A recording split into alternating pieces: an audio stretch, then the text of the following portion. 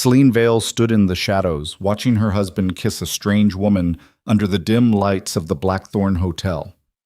It wasn't the kiss that shattered her. It was the crimson lipstick stain on the whiskey glass, evidence of years of betrayal. Tonight was supposed to be their 8th wedding anniversary. Instead, it became a night of a queen's awakening. Because Damian Mercer had no idea his petite wife was actually the heir to the most dangerous financial empire on the East Coast. And now, Selene had stopped pretending. Follow this story to the end. Like and comment the city you're viewing to let me know how far the story has progressed. This is the story of a woman's rise from the ashes of her own making. The rain came down like bullets against the windows of the Blackthorn Hotel, each drop exploding against glass with the kind of violence that made people inside feel lucky to have shelter. Selene Vale wasn't feeling lucky. She stood near the marble staircase leading up to the rooftop lounge, one hand gripping the cold brass railing, the other clutching a small black purse that suddenly felt too heavy to hold. She'd arrived early. That was her first mistake. Damian had texted her 40 minutes ago. "Running late, babe. Meet you at Blackthorn at 9. Reservations under my name." She'd smiled at her phone like an idiot, thinking maybe tonight would be different. Maybe their 8th anniversary would remind him of who they used to be. Back when he looked at her like she was the only person in a crowded room. Back when his hands trembled the first time he touched her face. That version of Damian was dead. She just hadn't admitted it yet. The elevator doors opened behind her and a couple stumbled out, drunk and laughing. The woman's perfume hit Selene like a fist, something floral and too expensive. She moved aside to let them pass, her heels clicking softly against the polished floor. She wore a black dress tonight, simple, elegant. The kind Damian used to say made her look dangerous. He hadn't said anything like that in 3 years. She should have gone straight upstairs, should have walked into that restaurant, found their table, and ordered wine while she waited. Instead, something made her pause. Some animal instinct that lived in the back of her skull, the part of her brain that still remembered how to survive. So she climbed the stairs slowly, quietly. And that's when she saw them. Booth 7. Corner spot. Velvet seats the color of dried blood under amber lighting that made everything look like an old film. Damian sat with his back to her, shoulders relaxed in that gray suit she'd bought him last Christmas. The woman beside him had dark hair cut sharp at her jawline, and lips painted the color of a murder scene. Selene's breath stopped. Not because of the woman. Not yet. It was the way Damian laughed. Deep and genuine, the sound rolling out of him like he'd been holding it prisoner for years. His hand rested on the woman's thigh, fingers spread wide with the kind of comfort that came from repetition. From habit. This wasn't their first time in that booth. The woman leaned in and whispered something. Damian's grin widened. Then she kissed him. Not a peck. A real kiss. The kind that required tilting your head and closing your eyes and forgetting the rest of the world existed. Selene felt nothing. That was the strangest part. She'd imagined this moment 1,000 times in the dark, lying awake while Damian snored beside her. She'd pictured herself screaming, throwing things, collapsing into some dramatic heap of tears and betrayal like women did in movies.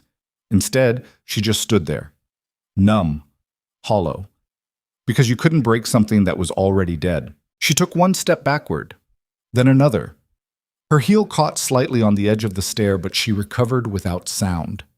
Years of ballet lessons as a child had taught her how to move like smoke, how to disappear. Nobody noticed her leave, not the hostess at the front desk, not the valet who opened the door as rain hammered down outside, not Damian, who was probably ordering another round of drinks and running his hand higher up that woman's thigh. Selene stepped into the storm without an umbrella and let the water destroy $800 worth of hair and makeup. She didn't care. The cold felt good, real. It reminded her that her body still existed even if her heart had finally given up. She walked 4 blocks in heels that weren't made for walking, her dress clinging to her skin like a second layer of ice. Taxis blurred past, their headlights cutting through the rain in golden streaks. She ignored them all. Somewhere between Block 2 and Block 3, she started laughing. Not the sad kind. The unhinged kind. The kind that made a businessman crossing the street speed up his pace and avoid eye contact. By the time she reached their building, his building, she reminded herself, because her name wasn't on any of the paperwork, Selene had stopped laughing. She rode the elevator to the penthouse in silence, watching her reflection in the mirrored walls. Mascara streaked down her cheeks, hair plastered to her skull. She looked like a ghost. Good. The penthouse was dark when she entered. Damien liked to leave lights off to save money, even though they could afford the electric bill 10 times over. Even though Selene had offered to pay it herself 100 times, he always said no. Said he didn't want to rely on her family's money. What a joke that had turned out to be. She didn't turn on the lights, just walked straight to the kitchen, pulled out the bottle of bourbon Damien saved for special occasions, and poured herself 3 fingers in a crystal glass.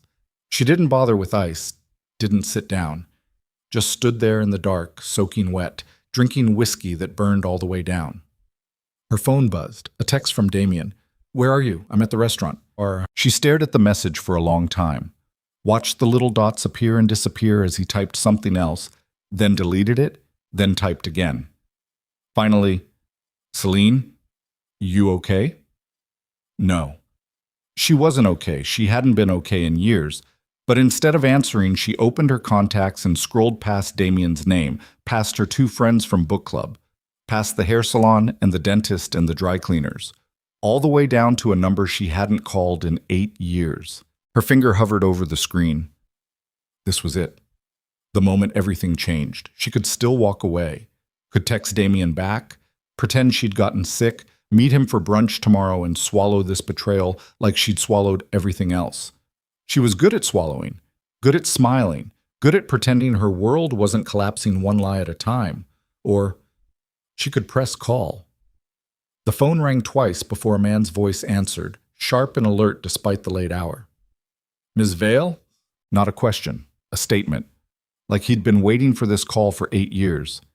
"It's time," Selene said. Her voice came out cold, steady, nothing like the woman who'd walked out of that hotel 20 minutes ago. "Tell my father I'm ready to come home." Silence stretched across the line. Then, "I'll have a car at your location in 15 minutes. "Make it 10. She hung up.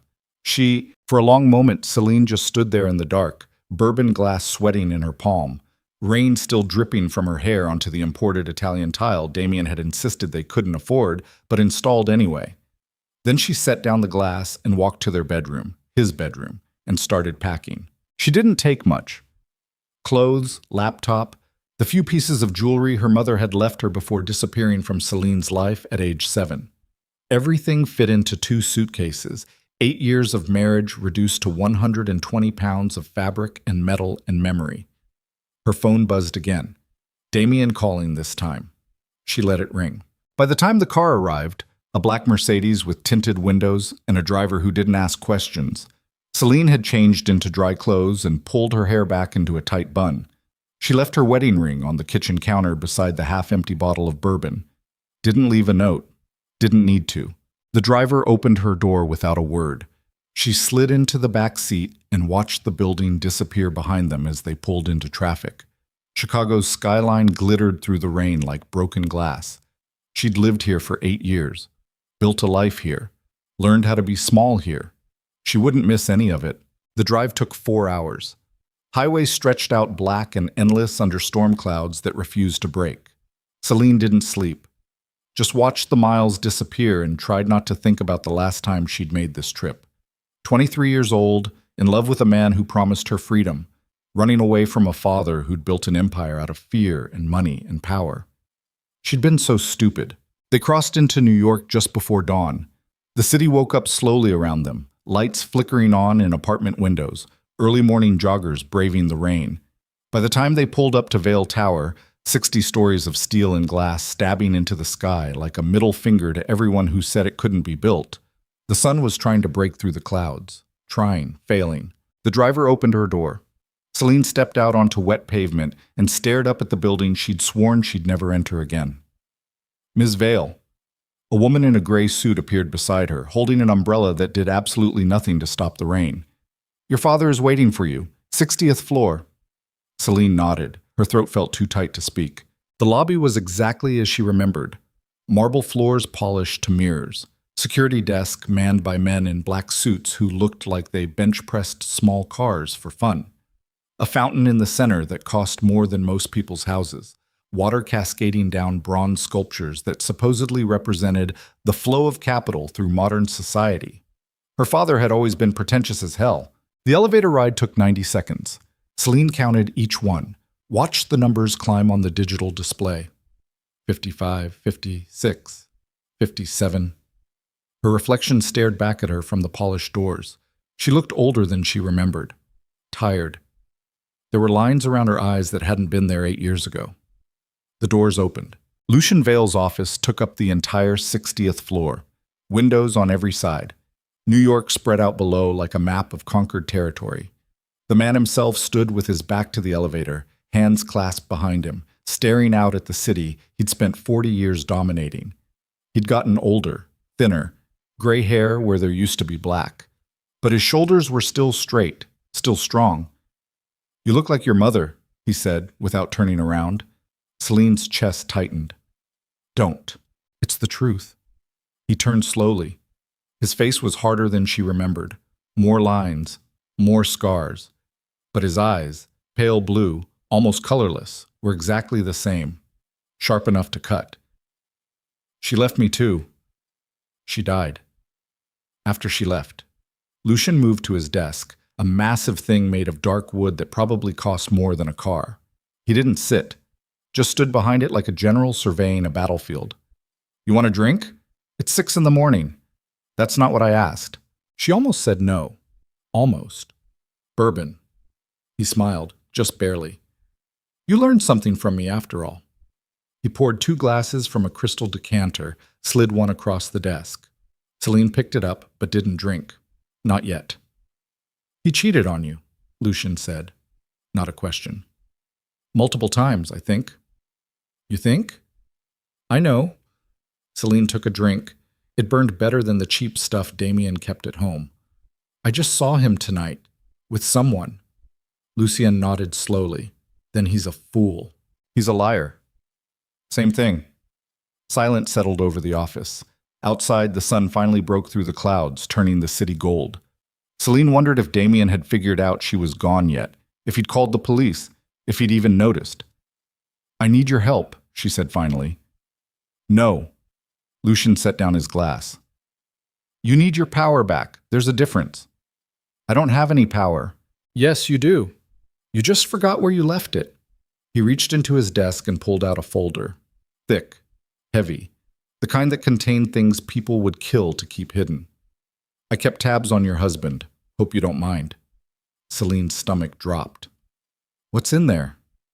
"The truth." Lucian slid the folder across the desk. "Open it. Or don't. Your choice." She stared at the folder like it was a bomb. Her hand shook slightly as she reached for it. The cover was plain manila, no labels, no warnings. She flipped it open. The first page was a bank statement. Damien's name at the top. Account balance, $2,400,000. Her breath stopped. She flipped to the next page. Another account. Different bank. $1,700,000. Next page. Property deeds. A condo in Miami. A beach house in California. Both under his name. Next page. Photographs. Damien with different women. 4 of them. 5, 6. All young. All beautiful. All smiling at him like he was something special. The room started spinning. "How?" Selene whispered. "Keep reading." She did. Page after page of evidence. Forged documents. Her signature copied onto loan applications. Trust fund accounts she'd forgotten existed, drained systematically over 6 years. Her father's banks used as collateral without permission. Damien hadn't just cheated on her, he'd robbed her. "How long have you known?" Her voice came out flat, dead. 3 years. 3... She looked up. "You knew for 3 years and didn't tell me. You weren't ready to hear it." Lucien's expression didn't change. "You wanted your fairy tale. I wasn't going to be the one to kill it. So you let me keep living with a criminal. I let you make your own choices." He picked up his bourbon, finished it in one swallow. "But you're here now. That means you're done making bad ones." Selene closed the folder. Her hands had stopped shaking. Everything had stopped. Her pulse, her breath, the part of her that used to feel things. "What do I do?" she asked. Whatever you want. You're a Vale. Lucian came around the desk, stood in front of her. For the first time in 8 years, he looked at her like she mattered. The question is, do you want revenge, or do you want your life back? What's the difference? Revenge is temporary. Power is forever. Selene stood, set down her glass, looked her father in the eye. I want both.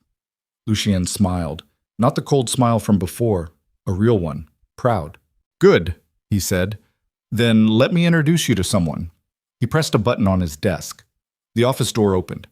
A man walked in, and Celine's breath caught. He was tall, broad-shouldered, dark hair cut military short, eyes like winter. He wore a black suit that probably cost more than Damien made in a month, and he moved with the kind of precision that came from years of training to hurt people efficiently. Selene, this is Roman Drax, Lucian said. He used to work in military intelligence. Now he works for me, and starting today he works for you. Roman extended his hand. Ms. Vale. She shook it. His grip was firm, professional. His hand was warm, and she realized hers was freezing. What exactly do you do? She asked. Whatever needs doing. He released her hand. Your father wants me to help you reclaim your position. I understand your husband has been misusing Vale resources. That's one way to put it. I prefer accurate language. Roman's expression didn't change. He's a thief. Thieves get caught. Then they get punished. Something in his voice made Celine's spine straighten. How fast can you work? How fast do you want this done? She thought about Damien laughing with that woman, about the bank statements, the forged signatures, 8 years of lies stacked on top of each other until the whole structure finally collapsed. Fast, she said. I want him to feel what I felt, but slower. Roman almost smiled. Almost. Then we should get started. Lucian moved back to the window. Your old apartment is ready. 58th floor. I had it cleaned and restocked. You'll stay there while we sort out the legal details. I need to go back, Selene said. Get the rest of my things. No. Lucien didn't turn around. You don't go back. Ever. Roman will handle it. But, Selene. Now he looked at her. The woman who lived in Chicago is dead. You killed her the moment you walked into this building. Grieve if you need to, but don't resurrect her. She's the reason you're here. The words hit harder than a slap. He was right. She knew he was right. Okay, she whispered. Roman gestured toward the door. I'll show you to your apartment. We can discuss next steps once you've rested. She followed him out, leaving her father alone with his empire and his bourbon. The elevator ride down 2 floors felt longer than the ride up. Roman didn't speak, didn't look at her, just stood with his hands clasped in front of him, staring at the doors like they might attack. The apartment was smaller than the penthouse, but cleaner. Modern furniture in shades of gray and white. Floor-to-ceiling windows showing the city from a slightly lower angle. A kitchen that looked like it had never been used. A bedroom with a bed big enough for 4 people. I'll have your things delivered by tonight, Roman said. In the meantime, if you need anything, call this number. He handed her a card. Black. Embossed silver lettering, just a phone number, no name. What if I need you at 3 in the morning, she asked. Then call at 3 in the morning. He moved toward the door. I don't sleep much anyway. Roman. He paused.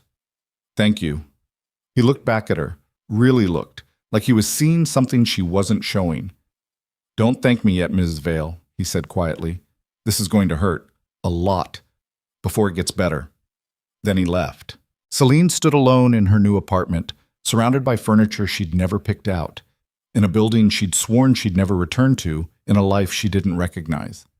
Her phone buzzed. Damien. Again. I don't know what's going on, but we need to talk. This isn't like you. She stared at the message, thought about responding, about calling him and screaming until her voice gave out, about going back and pretending tonight never happened. Instead, she blocked his number. Then she walked to the bathroom, turned on the shower as hot as it would go, and stepped under the water fully clothed. She stood there until the heat turned cold, until her skin went numb, until she couldn't tell if the water running down her face was from the shower or from something else. When she finally got out, she stripped off the wet clothes, threw them in the trash, and wrapped herself in a towel that was softer than anything she'd owned in 8 years. Then she lay down on the massive bed and stared at the ceiling and waited for the sun to rise higher. She didn't cry. She didn't scream. She didn't feel anything at all. By noon, Roman had texted her 3 times with updates. Divorce papers being drafted, private investigators already working, bank accounts frozen. Damien's office contacted by federal regulators asking uncomfortable questions about loan documents. By 3 p.m., her things arrived. Not just her suitcases. Everything. Every piece of clothing. Every book. Every photograph. Roman's team had emptied the penthouse like she'd never lived there at all. By 7 p.m., Damien had figured out his accounts were frozen. He tried to call from a different number. She blocked that one too. By midnight, she was sitting on the couch in the dark, drinking bourbon from the bottle, when her phone rang again. Unknown number. She almost didn't answer. Hello? Selene. Damien's voice, shaking, scared. What the hell is happening? My accounts, everything's frozen. I can't access anything. The bank says there's an investigation. They mentioned your father's name. Are you behind this? She closed her eyes. Yes. Jesus Christ, Selene, I can explain. Don't. Baby, please, just listen. I saw you tonight at Blackthorn with her. Silence. Long enough to hear his breathing change. It's not what you think. I saw the bank statements, Damien, the properties, the money you stole using my name. Her voice stayed flat, clinical. I saw everything. You don't understand. I understand you're a thief. I understand you've been lying to me for years. I understand that while I was making myself smaller to fit into your life, you were building a second one behind my back. Selene, don't call me again, don't text, don't show up here. My lawyers will contact you tomorrow. Sign the papers, or this gets uglier. You can't do this. Yes, I can. She almost smiled. I'm a veil, Damien. You seem to forget that, but I promise, you're about to remember. She hung up. Then she finished the bourbon, went to bed, and slept for 14 hours straight. When she woke up, the sun was streaming through the windows, and Roman was sitting in her living room like he owned the place, reading the newspaper and drinking coffee. Jesus Christ, Selene said, pulling her robe tighter. How did you get in? I have a key. He didn't look up from the paper. Your father's orders. You're a target now. I go where you go. Even my bedroom? Especially your bedroom. Now he looked at her. That's where people are most vulnerable. Her face went hot. That's not... Relax, Ms. Vale. I'm not interested in watching you sleep. But if someone tries to kill you, I'd prefer to be close enough to stop them. Who would want to kill me? You just declared war on a man who's stolen millions from your family. You think he's going to roll over? Roman folded the newspaper. You have enemies now. Real ones. Not the kind who gossip at parties. The kind who make problems disappear. The reality of what she'd started settled over her like fog. I didn't think... No, you didn't, but that's why I'm here. He stood. Get dressed. We have a meeting in 40 minutes. Your father wants you at the board presentation. What board? Vale Holdings. Your father's stepping down. Temporarily. Health reasons. Which means someone needs to represent the family interests. Roman's expression didn't change. Congratulations. You're about to become the most powerful woman in New York. Selene stared at him. I don't know how to... I've never... You'll learn. Fast. He moved toward the door. And Ms. Vale? Stop apologizing for existing.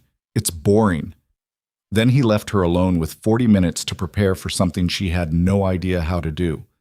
She stood in the middle of her apartment, heart racing, hands shaking, wondering what the hell she'd gotten herself into. But somewhere deep in her chest, something else stirred, something that felt almost like excitement. The word tasted strange in her mouth. Foreign, like a language she'd forgotten how to speak. Selene stood in front of her closet. Roman's people had unpacked everything with military precision, organized by color and function, and realized she had no idea what to wear to take over an empire. The clothes from Chicago looked wrong now, too soft, too apologetic. Pastel cardigans and floral dresses that screamed, please like me instead of get out of my way. She grabbed a black suit she'd bought years ago for a funeral and never worn again. It still had the tags on. The fabric felt expensive under her fingers, heavier than anything Damien had ever let her buy. She ripped off the tags and put it on. The woman staring back from the mirror looked like a stranger, sharp, cold, dangerous, good. Her phone buzzed. Roman, car leaves in 5 minutes. Don't be late. She grabbed her purse, also black, also expensive, also forgotten, and headed for the elevator. Her heels clicked against marble with a sound that reminded her of gunshots. Sharp. Final. The elevator descended 2 floors, and she stepped out into the underground garage where a black Mercedes waited with its engine already running. Roman stood beside the passenger door, checking his phone. He looked up when she approached, his eyes doing a quick scan that felt more tactical than appreciative. Better, he said. Better than what? Than yesterday. Yesterday you looked like a victim. He opened the door. Today you look like you might actually survive. She slid into the back seat. Your motivational speeches need work. I'm not here to motivate you. Roman got in beside her, close enough that she could smell his cologne, something dark and expensive that probably cost more than her wedding ring. I'm here to keep you alive long enough to get what you want. The driver pulled out without a word. Manhattan morning traffic swallowed them immediately. A river of yellow cabs and delivery trucks and people who looked like they'd rather be anywhere else. Selene watched the city slide past her window and tried to remember the last time she'd been in a car this nice. Probably her wedding day. Damien had rented a vintage Rolls-Royce that broke down halfway to the reception. She should have known then. What am I walking into? She asked. Roman pulled out a tablet, started scrolling. Vale Holdings board meeting. 12 senior members, all men, all over 50, all convinced they should be running things now that your father's sick. He's sick? Didn't he tell you? Roman glanced up. He had a stroke 3 weeks ago, minor. He's recovered mostly, but the board smells blood. Selene's chest tightened. How minor? Minor enough that he's still running the company, major enough that they're circling. Roman handed her the tablet. These are the players. Memorize their faces. She looked at the screen. 12 men in expensive suits, professional headshots that probably cost $1,000 each. She recognized some of the names from her childhood. Arthur Brennan, James Chen, Victor Kozlov. Her father's oldest allies. The ones who'd helped build Vale Holdings from nothing into something that controlled half the commercial real estate on the East Coast. They look friendly, she said. They're not. Roman took back the tablet. They've spent 30 years taking orders from your father. Now they think they deserve a turn. You showing up ruins that plan. So they'll hate me. They already hate you. You're young, female. You've been gone for 8 years. In their minds, you abandoned the family. He looked at her directly. They're going to test you today, push you, see if you break. And if I do, then you lose everything. The company, your inheritance, your father's respect. Roman's expression didn't change. And Damien wins. The words hit like a punch. She looked back out the window, jaw tight. What do I say? Nothing. Not yet. Roman shifted in his seat. Today you listen, watch, learn who's an ally and who's a threat. Your father will do the talking. You're just there to be seen. I'm decoration. You're a message. You're Lucian Vale's daughter, his heir, the future of this company. He paused. Whether they like it or not. The Mercedes pulled up to Vale Tower and Selene's stomach dropped. The building looked bigger in daylight, more intimidating, like a monument to everything she'd tried to escape. Roman got out first, scanned the area with the kind of attention that suggested he expected snipers. Then he opened her door. Stay close to me. Don't stop to talk to anyone. Don't smile. Don't apologize. I wasn't going to... Yes, you were. He started walking, and she had to hurry to keep up. You apologize when people bump into you, when elevators take too long, when waiters bring the wrong order. It's a reflex. Kill it. They entered the lobby and every head turned. Security guards. Assistants rushing to meetings. A woman in a power suit who froze mid-step when she saw Selene, her mouth falling open like she'd seen a ghost. Selene kept walking, kept her eyes forward, kept her spine straight even though her legs felt like water. The elevator ride to the 60th floor took 90 seconds. She counted each one again. This time Roman counted with her, his lips moving silently with the numbers. When they hit 45, he spoke. Your father's going to introduce you, then Brennan's going to challenge your presence. Probably suggest you're not ready. Your father will shut him down, but Brennan will push back. That's when you speak. You just said not to speak. I said listen first, but when Brennan challenges you directly, you respond. Firmly. No hesitation. The elevator dinged. 59. What you say doesn't matter as much as how you say it. These men respect strength, show weakness, and they'll eat you alive. The doors opened. The 60th floor conference room took up the entire north wing, glass walls, a table that could seat 30. New York spread out below like a conquest map. 12 men in suits sat around that table talking in low voices, their expressions ranging from curious to hostile. Her father stood at the head of the table. He looked older in this light, grayer, thinner. But when he saw Selene, something in his face changed, softened, just for a second. "Gentlemen," Lucian said. His voice cut through the conversation like a blade. "Thank you for coming on short notice." The room went silent. "Some of you know my daughter, Selene." He gestured and she stepped forward, feeling 12 pairs of eyes dissect her piece by piece. "Most of you remember when she left 8 years ago. I'm sure you've all had opinions about that decision." A few uncomfortable coughs. One man, Arthur Brennan, she recognized him from the tablet, leaned back in his chair with a smile that didn't reach his eyes. "She's back now," Lucian continued, "and effective immediately, she'll be taking a position on this board." The room exploded. "You can't be serious. She has no experience. This is nepotism at its worst." "Enough." Lucian's voice didn't rise, didn't need to. The room fell silent again. "This company belongs to the Vale family. It was built by the Vale family. It will be inherited by the Vale family. Those are the facts. If anyone at this table has a problem with facts, the door is behind you." Nobody moved. Arthur Brennan cleared his throat. "With all due respect, Lucian, your daughter has been absent for nearly a decade. She has no training in finance, no experience in corporate governance, no knowledge of how this company operates." He looked directly at Selene. "What exactly qualifies you to sit at this table?" The question hung in the air like smoke. Selene felt Roman shift slightly behind her, felt her father's eyes on her face, felt her throat close up the way it always did when men asked her to justify her existence. She opened her mouth. Nothing came out. Brennan smiled. "I thought as much." And something inside Selene snapped. "You want to know what qualifies me?" Her voice came out steady, cold. "I'm a Vale. That's the only qualification that matters. You're sitting in my father's building, managing my family's assets, collecting a salary my family pays." She took a step toward the table. "You work for us, not the other way around. So unless you'd like to find employment elsewhere, I suggest you get comfortable with facts." The room went dead silent. Brennan's face turned red. "How dare you? How dare I?" Selene cut him off. "How dare you question my father's decisions in his own boardroom? How dare you sit at this table and pretend you built this company when everyone here knows you were a mid-level accountant before my father took a chance on you?" She looked around the room. "That applies to most of you. My father made you rich, made you powerful. And now you think you deserve a vote in family decisions?" James Chen spoke up, his voice careful. "Ms. Vale, no one here is questioning your father's authority. We're simply concerned about the company's future.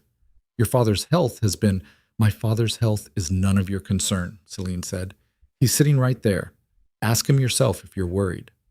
"Selene," her father's voice was quiet but firm. "Sit down." She sat. Her hands were shaking under the table, but she kept her face blank. Professional. Lucienne addressed the room. "My daughter makes a valid point. This is a family business. The board advises, I decide. And I've decided Selene will learn this business from the inside out starting today." He looked at Brennan. "Unless anyone would like to continue this discussion in private?" Brennan looked like he wanted to flip the table, but he just shook his head. "Good. Then let's move on to quarterly reports." The meeting dragged for 2 hours. Financial projections, acquisition targets, risk assessments. Selene tried to follow along, but the numbers blurred together into meaningless noise. She'd never been good at math, had barely scraped through college algebra. This was a different language entirely. But she sat there, spine straight, face calm, taking notes she'd never be able to read later. When the meeting finally ended, the board members filed out in silence. A few nodded at her, most ignored her completely. Brennan stopped at the door, looked back at Lucienne with an expression that promised this wasn't over. Then it was just Selene, her father, and Roman.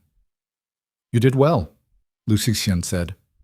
I had no idea what anyone was talking about. Neither do half of them. He moved to the window. But you didn't show it. That's what matters. Brennan hates me. Brennan hates everyone. Doesn't mean he's not useful. Lucian turned. Roman will get you started on the basics. Finance, corporate structure, legal frameworks. You'll learn fast or you'll fail. There's no middle ground. What if I can't? Don't. His voice went hard. Don't finish that sentence. You're a veil. We don't fail. We adapt. Selene stood. Her legs felt weak, but she kept her weight balanced. When do I start? You already have, Lucian gestured to Roman. He'll take you to your new office, 55th floor. Get familiar with it. You'll be spending most of your time there. Roman opened the door and Selene followed him out, her mind spinning. Her own office, her own role, her own identity separate from Damien in Chicago and the woman she'd pretended to be. The elevator descended in silence. When they reached 55, Roman led her down a hallway lined with glass-walled offices, where people in expensive suits typed frantically on computers and talked into headsets like the world was ending. He stopped at a door near the end. This is you. The office was smaller than her father's, but still impressive. Floor-to-ceiling windows, a desk made of dark wood, leather chairs, a bookshelf already stocked with legal text and financial reports. It's too much, Selene said. It's yours. Get used to it. Roman walked to the desk, opened a drawer, pulled out a laptop. This is set up with access to all Veil systems, encrypted, secure. Don't lose it. What am I supposed to do with all this? Learn. He set the laptop on the desk. Your father's assistant will send you reading materials, reports, case studies. You'll study them every night until you can talk about corporate finance without sounding like you're guessing. I'm not an idiot. I know. If you were, you wouldn't be here. Roman moved toward the door. But you're soft, too nice, too worried about what people think. That ends today. You keep saying that because you keep forgetting. He paused at the door. Dinner tonight, 7. I'm taking you somewhere you'll hate. Wear something that costs more than a car. Why? Because you need to be seen. The city needs to know you're back. And the people who are used to operating in shadows need to understand you're not hiding anymore. His expression didn't change. Welcome to your new life, Ms. Vale. Try not to die during it. Then he left. Selene stood alone in her new office, surrounded by leather and wood and glass, and felt the walls start closing in. This wasn't freedom. This was a different cage. Bigger, prettier, but still locked. Her phone buzzed. A text from a number she didn't recognize. You made an enemy today. Be careful. J.C. James Chen, the older Chinese man from the board meeting, the one who'd seemed reasonable. She stared at the message for a long time, then deleted it. The rest of the day blurred. Her father's assistant, a sharp woman named Margaret, who looked like she could kill someone with a stapler, brought her stacks of documents to review. Quarterly reports, acquisition proposals, legal contracts that made her head hurt. Selene read until the words stopped making sense, until her eyes burned and her neck ached and the sun started setting over Manhattan in shades of orange and gold. At 6:30, she went back to her apartment to change. Roman had said wear something expensive. She owned exactly one dress that qualified, a deep blue thing her mother had left her, vintage designer, probably worth more than Damien's car. She'd never worn it, never had anywhere to wear it. Tonight felt appropriate. She put on makeup, real makeup, not the natural look Damien preferred, dark lipstick, dramatic eyes, the kind of face that said, I know I'm beautiful and I don't need your opinion about it. Roman picked her up at 7 exactly. He looked her up and down once, nodded. Better. You say that a lot. You keep improving. He opened the car door. Tonight's important. Don't embarrass me. Where are we going? You'll see. The drive took 20 minutes through evening traffic. They ended up in Tribeca, outside a restaurant that looked like it didn't have a sign. Just a plain black door with a man in a suit standing guard.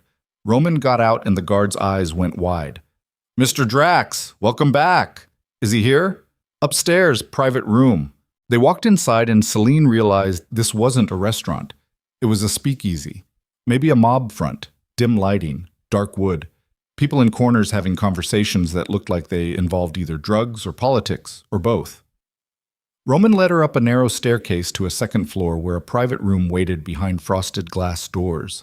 Inside, 5 people sat around a table covered in documents and empty wine glasses. They all looked up when Selene entered. 3 men, 2 women, all older, all dressed like they could buy a small country if they felt like it. Gentlemen, ladies, Roman gestured to Selene. This is Selene Vale, Lucien's daughter. She'll be joining us moving forward. One of the women, blonde, 50s, wearing diamonds that could pay off third world debt, laughed. This is the daughter, the one who ran off with the architect? That's me, Selene said. Well, the woman stood, extended her hand. I'm Patricia Whitmore. I own half the art galleries in Manhattan. Your father and I have been doing business for 20 years. Selene shook her hand. Patricia's grip was firm, aggressive. The introductions continued. Richard Sterling, shipping magnate. David Park, tech investor. Catherine Monroe, real estate developer. Marcus Webb, political consultant. They all worked with her father. They all had money. They all looked at Selene like she was a science experiment. So, Patricia said once everyone sat down, you're taking over. Eventually. Brave. Patricia poured herself more wine. Your father's built something extraordinary. Also extraordinarily dangerous. You sure you're ready for that? No. The honesty surprised them. Patricia actually smiled. Good answer. Anyone who says yes is lying. She raised her glass. To Selene Vale. May she survive longer than the last 3 people who tried to fill Lucian's shoes. What happened to them? Selene asked. 2 quit. 1 disappeared. Patricia drank. We don't talk about the 3rd one. The dinner lasted 3 hours. They talked business, politics, money. Who was sleeping with whom? Who was stealing from whom? It was gossip disguised as strategy, and Selene realized these people weren't just her father's associates. They were his intelligence network. Every piece of information that mattered in New York passed through this room at some point, and now they were sharing it with her. Your husband's making noise, Marcus said around midnight, after most of the wine was gone. Hired a lawyer, big firm. They're preparing to fight the divorce. Selene's chest tightened. On what grounds? Alienation of affection. Claims you abandoned him without cause. That your father's manipulating you. Marcus shrugged. It's bullshit. But it'll be expensive bullshit. Let him fight, Roman said quietly. He'd barely spoken all night. We have the documents, the fraud evidence. He's posturing. He's desperate, Patricia corrected. Desperate men do stupid things, dangerous things. He's not dangerous, Selene said. He's a coward. Cowards are the most dangerous kind. Patricia leaned forward. Because they'll do anything to avoid consequences. Anything. The words settled over the table like frost. David Park cleared his throat. There's something else. Rumor is Damien's been talking to certain people. People who don't like your father. People who'd love to see Vale Holdings weakened. What people? Selene asked. The kind we don't name in public. David glanced at Roman. But they're listening. And if Damien offers them ammunition, real dirt on the Vale family operations, they'll use it. Selene felt sick. What kind of dirt? Whatever he knows. Whatever you told him during 8 years of marriage. Patricia's expression softened. I'm not trying to scare you, honey, but you need to understand the stakes. This isn't just a divorce, it's a war, and your husband just allied with your enemies. The room started spinning. Selene grabbed the edge of the table. I need air. Roman stood immediately. I'll take you. No. She pushed back her chair. Just give me a minute. She stumbled toward the door, down the narrow staircase, past the man in the suit who looked concerned, out into the street where the cold hit her like a wall. Her breath came too fast, too shallow. The edges of her vision went dark.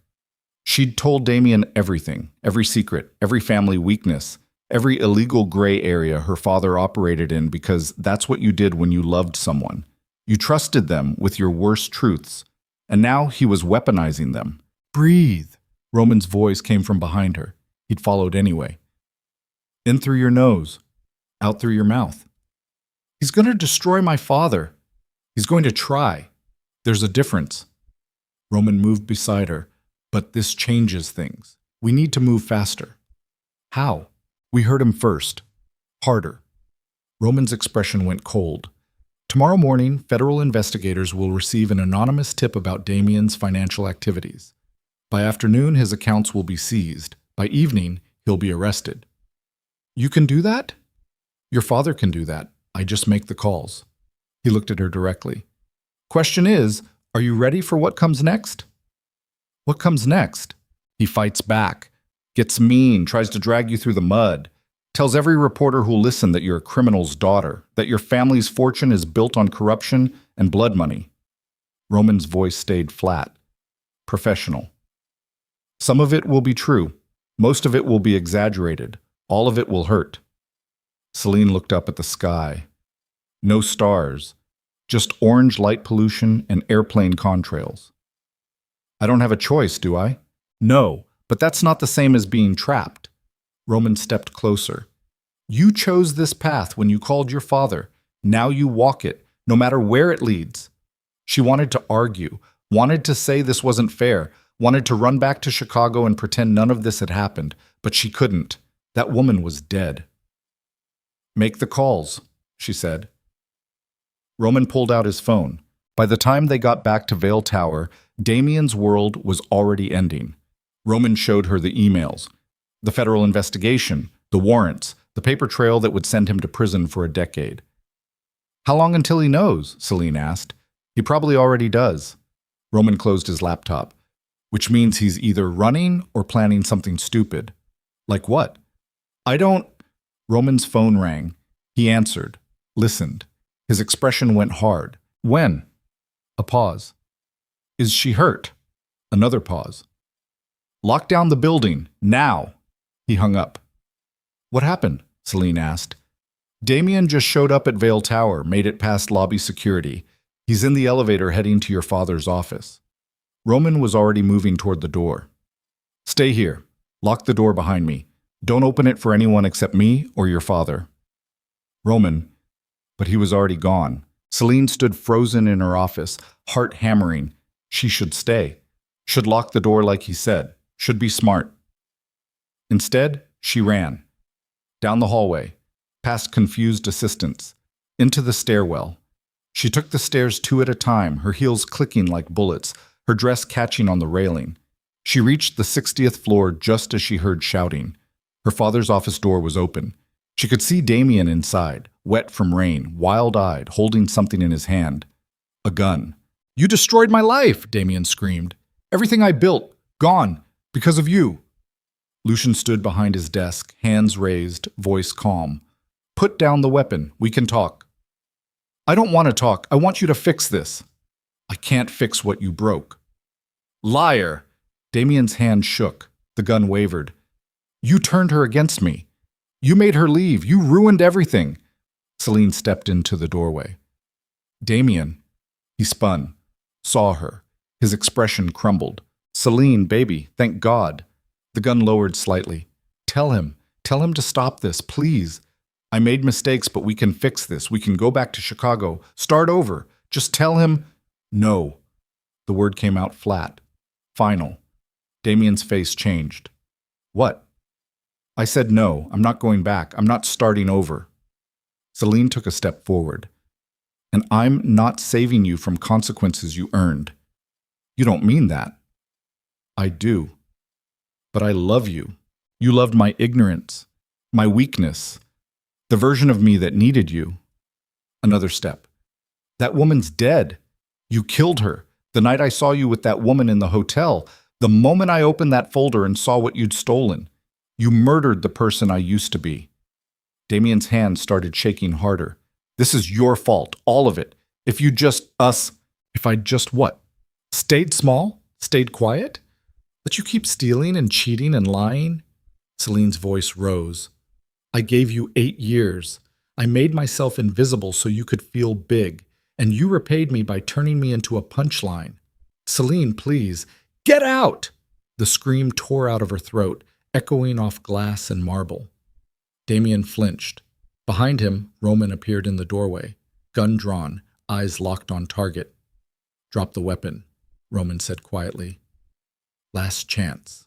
Damien looked at the gun in his hand, then at Selene, then at Lucien, and something in his face broke. He dropped the gun. It clattered against the floor. Then he sank to his knees and started crying. Security poured into the room. They hauled Damien up, dragged him toward the elevator while he sobbed and screamed Celine's name over and over. She watched him go, didn't move, didn't speak. When the room finally went quiet, her father spoke. "Are you all right?" Selene looked at him, at Roman, at the gun on the floor. "No," she said, "but I will be." Lucien smiled, sad but proud. "Yes," he said softly, "you will." But 3 hours later, sitting alone in her apartment with police reports and lawyer statements scattered across her coffee table, Selene's phone buzzed with a news alert. Damien Mercer claims Vale family threatened his life. Exclusive interview. She clicked the link, watched the video, saw Damien in a hospital bed, face bruised, telling reporters about how the Vale family had destroyed him, how Selene had abandoned him without warning, how Lucien Vale operated a criminal enterprise that threatened anyone who got in their way. Some of it was lies. Some of it was truth-twisted until it looked like lies. All of it was spreading across social media like wildfire. Her phone rang. "Roman. You seeing this?" he asked. "Yes." "He's declaring war, full scorched earth." "I know. This gets worse before it gets better." "I know that too." Silence stretched between them. "Selene," Roman said quietly, "there's no going back now. You understand that? After tonight, after what he just did, this ends one way. Either you destroy him completely or he destroys you. There's no middle ground." She looked out her window at Manhattan glittering in the dark, a city full of people who were about to pick sides. "Then we destroy him," she said. And somewhere deep inside, the last piece of the old Selene finally died. The media storm hit at dawn. Selene woke to her phone vibrating so hard it fell off the nightstand. She grabbed it from the floor, squinting at the screen through sleep-crusted eyes. 47 missed calls, 112 text messages, every news alert on her phone screaming the same story. Vale heiress accused of conspiracy. Husband fears for his life. Damien Mercer, she became a stranger overnight inside the Vale family's criminal empire. Exclusive investigation. She sat up too fast. The room spun. Her stomach lurched and she barely made it to the bathroom before throwing up everything she'd eaten at dinner. When she finished, she stayed on the cold tile floor, forehead pressed against the toilet seat, breathing through her mouth. Her phone kept buzzing. She ignored it, ignored everything. Just sat there in yesterday's makeup and the expensive dress she'd been too exhausted to take off. Someone knocked on her apartment door, hard, urgent. "Ms. Vale, it's Roman. Open up." She dragged herself off the floor, stumbled to the door, and opened it without checking the peephole first. Roman pushed inside immediately, his phone pressed to his ear, his other hand carrying a laptop bag and a folder thick enough to be a murder weapon. "I don't care what the optics are," he said into the phone. "No comment means no comment. If they push, threaten legal action." He hung up, looked at Selene. "You look like hell." "Good morning to you too." "It's not a good morning, it's a nightmare." He dropped the folder on her coffee table. Every major news outlet is running the story. Social media is on fire. The hashtag Vale criminal is trending worldwide. Selene sank onto the couch. "How bad?" "Bad enough that 3 board members called for emergency meetings. Bad enough that 2 of your father's biggest investors are threatening to pull out. Bad enough that the SEC just announced they're opening an investigation into Vale Holdings' financial practices." Roman started pacing. Damien gave them everything. Names, dates, transactions. 8 years of pillow talk weaponized. He doesn't know anything real. Doesn't matter what's real. Matters what sounds real. Roman stopped pacing. "He's claiming your father runs money laundering operations through the shipping companies. That Vale Holdings bribed city officials for zoning permits. That you knew about all of it and helped cover it up." "That's insane." "Is it?" Roman's eyes went hard. "Your father's built an empire in 40 years. You think he did that by following every rule?" The question hung between them like poison gas. Celine's throat closed. I don't know. Well, you better figure it out fast, because if any of Damien's accusations stick, this company collapses. Your inheritance vanishes, and your father goes to prison. He pulled out his laptop. We need to prepare a statement, something that addresses the claims without admitting anything. I don't know what to say. Then don't say anything. Let the lawyers handle it. Roman's phone rang again. He checked the screen, cursed. It's your father. He wants to see you. Now. 20 minutes later, Selene stood in her father's office wearing jeans and a sweater she'd grabbed from her closet without thinking. No makeup, hair pulled back in a messy knot. She looked like she'd aged 10 years overnight. Lucien sat behind his desk, perfectly composed in a charcoal suit, reading something on his tablet. He looked up when she entered, and for the first time in her life, she saw something in his face that looked almost like concern. Sit, he said. She sat. The lawyers tell me we're looking at criminal investigations, federal and state. They're targeting the shipping operations first, looking for inconsistencies in customs paperwork. He set down the tablet. How much did you tell Damien about the business? Nothing. I didn't know anything to tell. Don't lie to me, Selene. I'm not lying, her voice cracked. You cut me off 8 years ago. I left. I had no contact with the business, no involvement. I didn't even know you'd had a stroke until yesterday.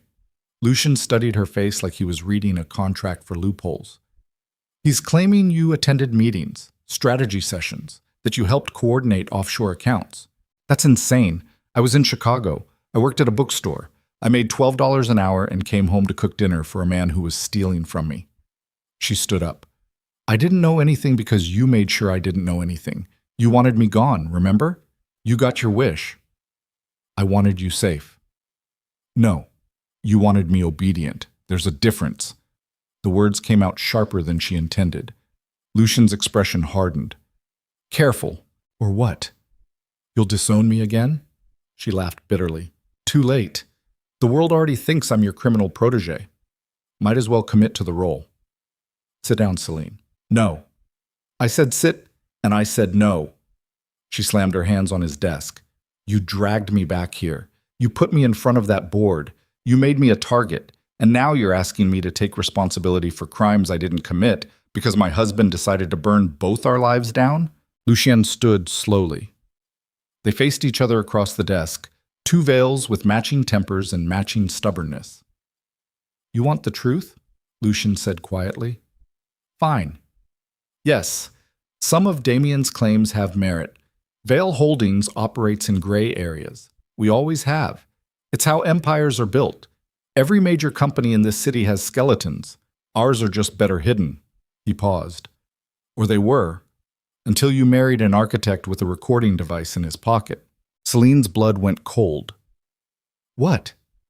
Roman found evidence this morning. Damien's been recording conversations for years. Phone calls, dinners with friends, late-night talks with you. Lucien's face showed nothing, including several conversations where you mentioned details about this family. Small things, locations, names, meeting times, nothing specific, but enough. Enough for what? Enough to prove you knew more than you're claiming. The room tilted. Selene grabbed the desk to steady herself. I was just talking, making conversation. I didn't think. That's the problem. You didn't think.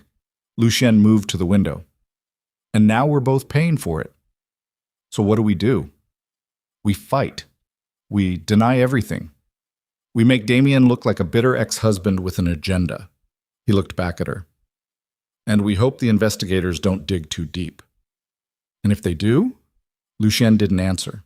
Selene left her father's office feeling like she was underwater. Everything muffled, distant, wrong. She took the elevator down to 55 and found Roman waiting outside her office door. We need to talk, he said. I can't, not right now. Now. He opened the door, practically shoved her inside, closed it behind them. Sit. She sat. He didn't. Your father's lying to you, Roman said. Selene looked up. What? The recordings, the evidence against you. Roman started pacing. It's worse than he's saying. Damien didn't just record conversations. He built a case, dates, locations, witnesses who can place you at Vale Properties during suspicious meetings. I was never at any meetings. Yes, you were. Roman stopped pacing. 4 years ago. Your father had emergency surgery. You flew back from Chicago to visit him in the hospital, remember? She did. A brief weekend trip. Damien had been furious she'd left without asking permission first. While you were here, Roman continued, your father was still recovering, still running the business from his hospital bed. He held meetings in his room, strategy sessions with his inner circle. You were in that room, sitting quietly in the corner, listening. I was visiting my father. But you heard things, names, numbers, operations. Roman's expression stayed flat. And Damien has visitor logs proving you were there. Security footage showing you entering the hospital. Phone records showing calls to your father's associates. I didn't do anything. Heck, doesn't matter. The pattern exists. And patterns are enough for indictment. He sat down across from her. The federal investigators are building a RICO case. Racketeering, conspiracy. If they can prove you had knowledge of illegal operations and didn't report them, you're an accessory. I'll go to prison. Yes. The word landed like a bullet. Selene couldn't breathe, couldn't think. The walls started closing in. How long? She whispered. 10 years minimum. Maybe 20 if they add fraud charges. Roman leaned forward. Your father knows this. He's known since last night. He's deciding whether to protect you or protect the company. What does that mean? It means if things get bad enough, he'll throw you to the wolves, claim you acted without his knowledge, that you're a rogue daughter who went too far. Roman's voice stayed quiet, professional. It's what I would do. In his position. Selene stared at him. You're saying my father would let me go to prison to save himself? I'm saying he's a businessman, and businessmen make cold calculations. He wouldn't. He's my father. He's Selene Vale. He didn't build an empire by being sentimental. Roman stood. You have a choice to make. You can trust him, hope he protects you, or you can protect yourself. How? Leverage. Information he needs kept quiet. Documents that implicate him worse than they implicate you. Roman pulled a flash drive from his pocket. I've been compiling evidence, just in case. It's all here. Names, accounts, locations of meetings your father doesn't want investigated. You're talking about blackmailing my own father. I'm talking about survival. He set the flash drive on the desk between them. Take it or don't. But understand something. In the world you just entered, there are no innocents. Only survivors and casualties. Choose which one you want to be. He walked out. Selene sat alone in her office, staring at the flash drive like it was a live grenade. Her phone buzzed. A text from an unknown number. We need to talk. I have information about your father. Meet me at Columbus Park. 1 hour. Come alone. Arthur Brennan. She almost deleted it, almost called Roman, almost did the smart thing. Instead, she grabbed her coat. Columbus Park sat at the edge of Chinatown, a pocket of green trapped between skyscrapers and street markets.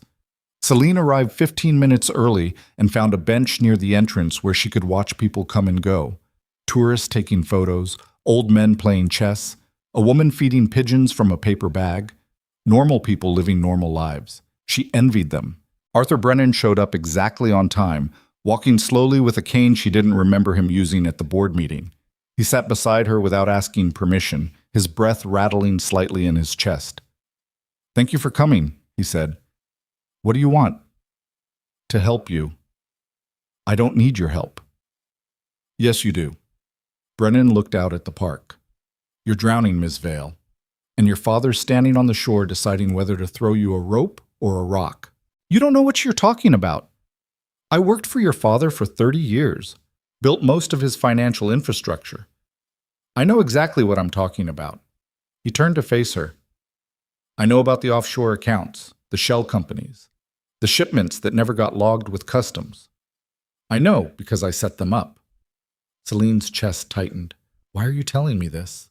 Because I'm dying, cancer, stage 4, 6 months if I'm lucky. He smiled grimly. And I'm tired of carrying Selene Vale's secrets to my grave. What do you want from me? Nothing. I'm giving you a gift. He pulled an envelope from his coat. This contains account numbers, passwords. Access codes to every illegal operation Vale Holdings runs. Everything your father doesn't want investigators to find. Why would you give me that? Because your father betrayed me. 20 years of loyalty, and when I got sick, he cut my pension in half. Said the company couldn't afford it. Meanwhile, he's sitting on $2 billion in hidden assets. Brennan's hand shook as he held out the envelope. I want him to burn, and you're the match. Selene stared at the envelope. If I use this, he goes to prison. Yes. You're asking me to destroy my own father. I'm giving you the choice. Use it to save yourself. Use it to negotiate immunity, or don't use it at all and go to prison for his crimes. Brennan stood slowly. Your father taught you that empires require sacrifice. He just never told you which sacrifice he had in mind. He left the envelope on the bench and walked away. Selene sat frozen. The envelope felt radioactive. Inside was everything she needed to survive, and everything that would destroy what remained of her family. Her phone rang. Her father. She almost didn't answer. Where are you? Lucien asked. Out. Roman says you left without security. That's not acceptable. A lot of things aren't acceptable lately. Silence. Then, come back to the office. We need to discuss next steps. What next steps? Selene, are you going to throw me to the investigators? The question came out flat. Cold. Roman told me about the Rico case. The evidence. The fact that you've known I was exposed since last night. More silence. Answer me, she said. It's complicated. No, it's simple. Are you going to let me go to prison to save yourself? I'm trying to save both of us. That's not what I asked. Her father's breath rattled across the line. When he spoke again, his voice had changed, harder, more distant. If it comes down to you or the company, I choose the company. Every time. You need to understand that. The words hit like physical blows. Selene closed her eyes. You're my father. I'm Lucien Vale first, your father second. A pause. I'm sorry, but that's the truth. Then I guess we both know where we stand. She hung up. For a long time, she just sat there holding the envelope and watching pigeons fight over breadcrumbs. A metaphor so obvious it hurt. Then she opened the envelope. Inside were documents, account numbers, passwords, photographs of meetings her father thought were private, evidence of bribery, money laundering, tax evasion on a scale that would make the IRS salivate. Everything she needed to survive. Everything that would make her exactly like Damien. Her phone buzzed. A text from Roman. Where are you? Your father's sending people to find you. She stood, started walking, no destination, just movement. Her feet carried her through Chinatown, past restaurants pumping out steam and spice, past stores selling jade and silk and cheap electronics. She ended up at a payphone. She didn't even know those still existed, and stared at it for a full minute before picking up the receiver. She dialed a number from memory, one she hadn't called in 8 years, one she'd sworn she'd never call again. It rang 4 times. Then a familiar voice answered, cautious and confused. Hello? Mom? Selene whispered. I need help. The silence that followed felt infinite. Then her mother spoke, her voice breaking. Where are you? Manhattan. I made a mistake. I came back, and everything's falling apart. Stay where you are. I'm coming. Mom, you don't understand. I'm involved in things, bad things. I don't care. Her mother's voice went fierce. You're my daughter. I'm coming. Where? Selene gave her the address of a coffee shop 3 blocks away. Then she hung up and started walking again, the envelope burning in her pocket like evidence at a crime scene. Her mother showed up 40 minutes later looking older and thinner and nothing like the woman Selene remembered from childhood. Gray hair pulled back. No makeup. Clothes that looked bought secondhand. She'd clearly been struggling since leaving the Vale family. They sat across from each other at a corner table, cups of coffee neither of them touched. You look like hell, her mother said. Everyone keeps telling me that. Because it's true. Her mother reached across the table, gripped Selene's hand. What happened? So Selene told her. Everything. Damien, the cheating, coming home, the board meeting, the recordings, the federal investigation, her father's willingness to sacrifice her. By the end, her mother's expression had gone hard. He's always been like this, she said quietly. Your father, he loves in theory, but in practice the company always comes first. Why did you leave?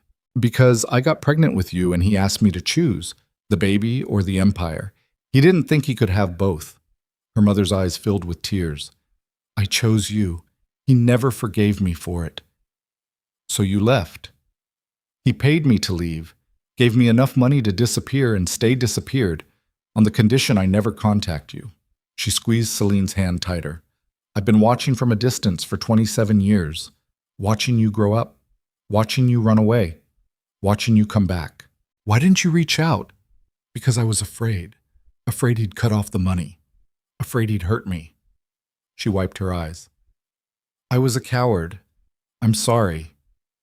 Selene pulled out the envelope, set it on the table between them. This is evidence against him. Everything illegal Vale Holdings has ever done. Enough to send him to prison for life. Her mother stared at it. Where did you get this? Someone who wants revenge. He gave it to me, said I could use it to save myself. Will you? The question hung in the air like smoke. Selene thought about her father, the man who'd built an empire but couldn't build a family, who'd taught her that power mattered more than love, who'd looked her in the eye an hour ago and told her she was expendable. Then she thought about Damien, about 8 years wasted on a man who'd seen her as a target instead of a partner. She was surrounded by men who'd used her, betrayed her, treated her like currency instead of a person. I don't know, she whispered. Her mother picked up the envelope, held it for a moment, then lit a match from the book lying on the table and held it to the corner. Mom, what are you doing? Saving you from becoming him. The envelope caught fire. Her mother held it until the flames got too close to her fingers, then dropped it in the empty coffee cup where it burned to ash.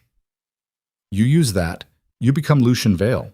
You sacrifice him the same way he was willing to sacrifice you. Is that who you want to be? I want to survive, then find another way. Her mother stood. The Vale family destroys everyone it touches. Your father destroyed me. Damien almost destroyed you. Don't let revenge destroy what's left. She kissed Celine's forehead and walked out. Selene sat alone watching the ashes settle in the coffee cup. Her only leverage, her only weapon, gone. Her phone buzzed. A news alert. Breaking. Lucian Vale suffers massive stroke, hospitalized in critical condition. She was on her feet before she finished reading. Out the door. Hailing a cab.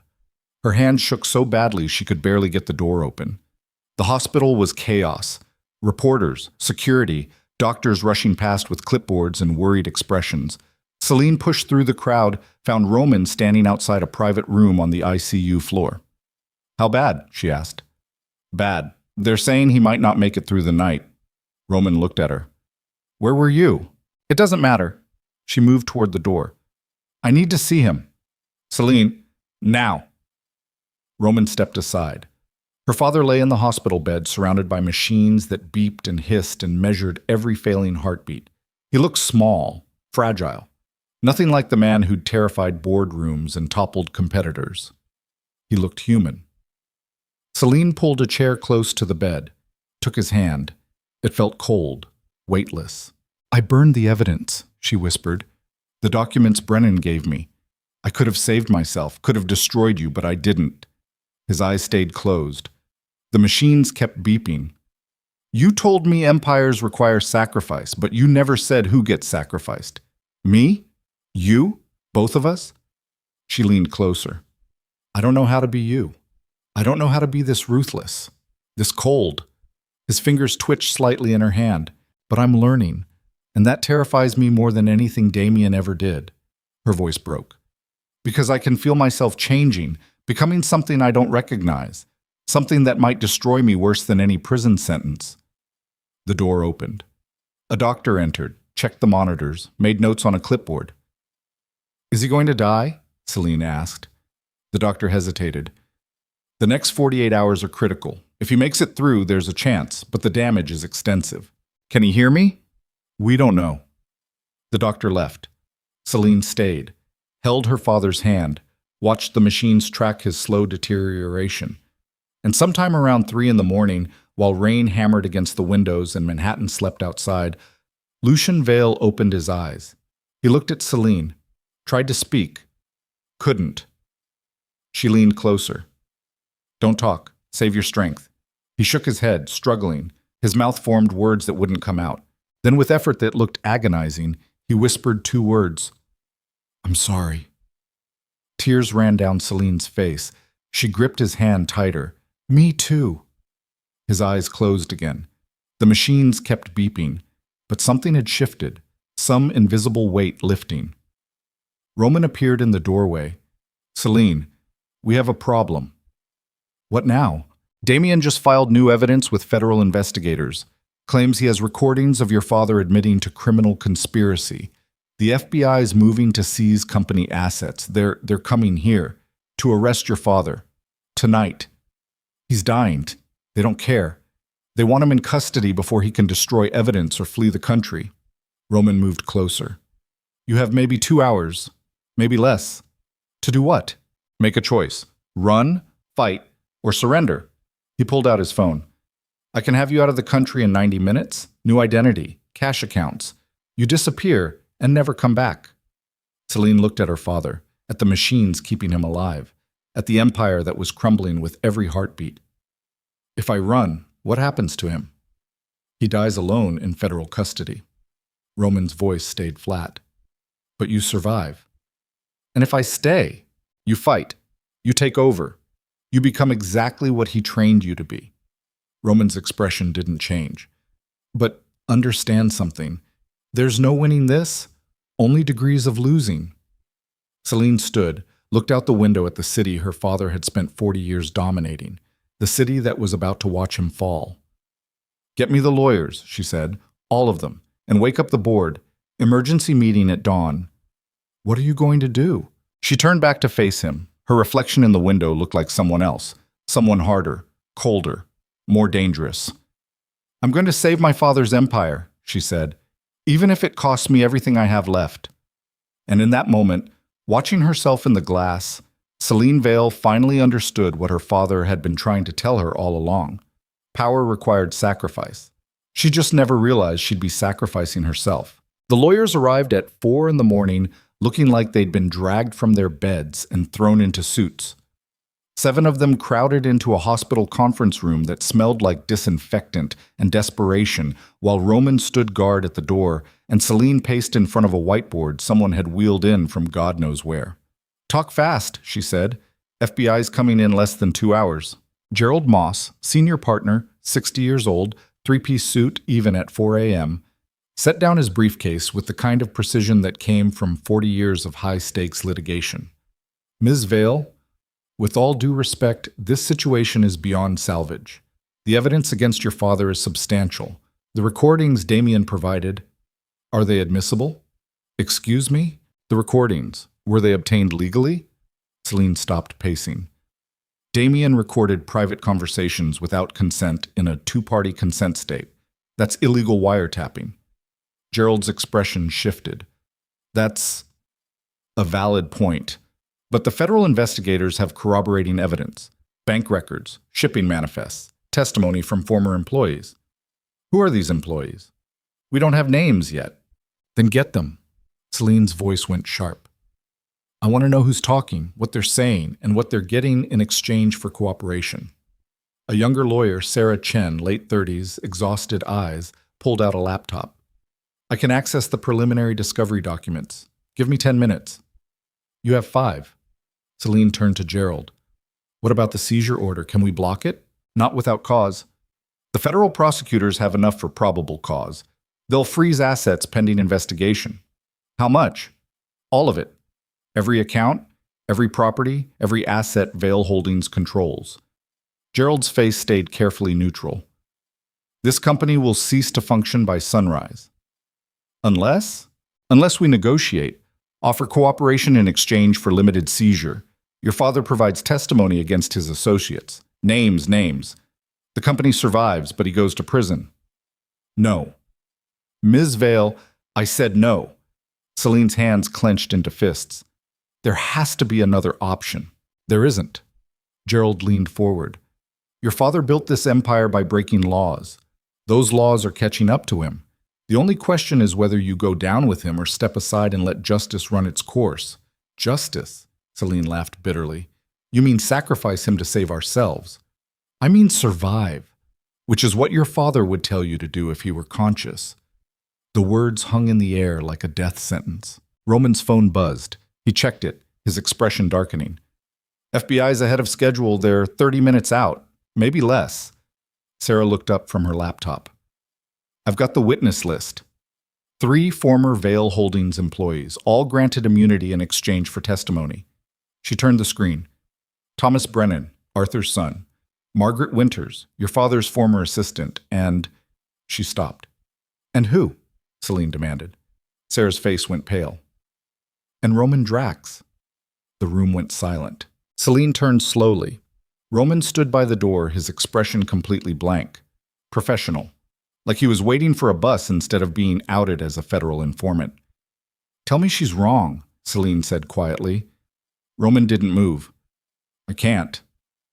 You've been working with the FBI. Yes. For how long? 18 months. His voice stayed flat, controlled.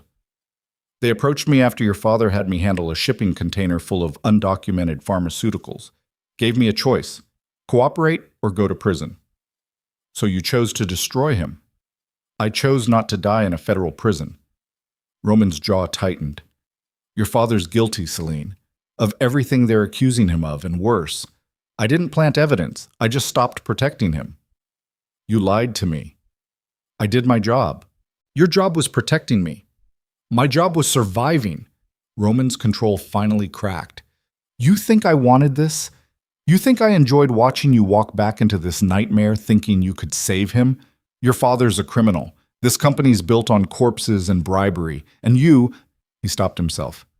Say it, Selene said. You're just like him, or you're becoming just like him. I've watched it happen. Watched you go from scared to cold in 3 days. Roman's eyes went hard. The woman I met Monday would have run. The woman standing here now is ready to burn the city down to save a dying man who'd throw you to the wolves without hesitation. Get out. Selene, get out! The scream tore from her throat. Roman flinched. The lawyers all stared at their papers. You betrayed me. You betrayed my father. You stand there pretending you had no choice, but everyone has a choice. You chose yourself. Fine. Live with it, but get the hell out of my sight. Roman stood there for a long moment. Then he walked to the door, paused with his hand on the handle. For what it's worth, he said quietly. I'm sorry. No, you're not. He left. Selene stood shaking in the middle of the conference room while 7 lawyers pretended not to notice she was falling apart. Her chest felt like it was caving in. Her throat burned. Everything hurt. Ms. Vale, Gerald said carefully, we need to make a decision, now. What are my options? Negotiate immunity for yourself. Provide what testimony you can. Let your father face justice alone.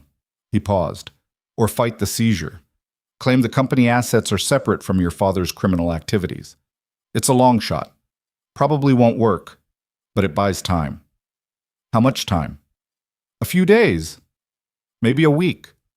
Long enough to move assets, hide money, prepare for the worst. That's still illegal. Yes, but you'd be free to do it. Gerald's expression didn't change.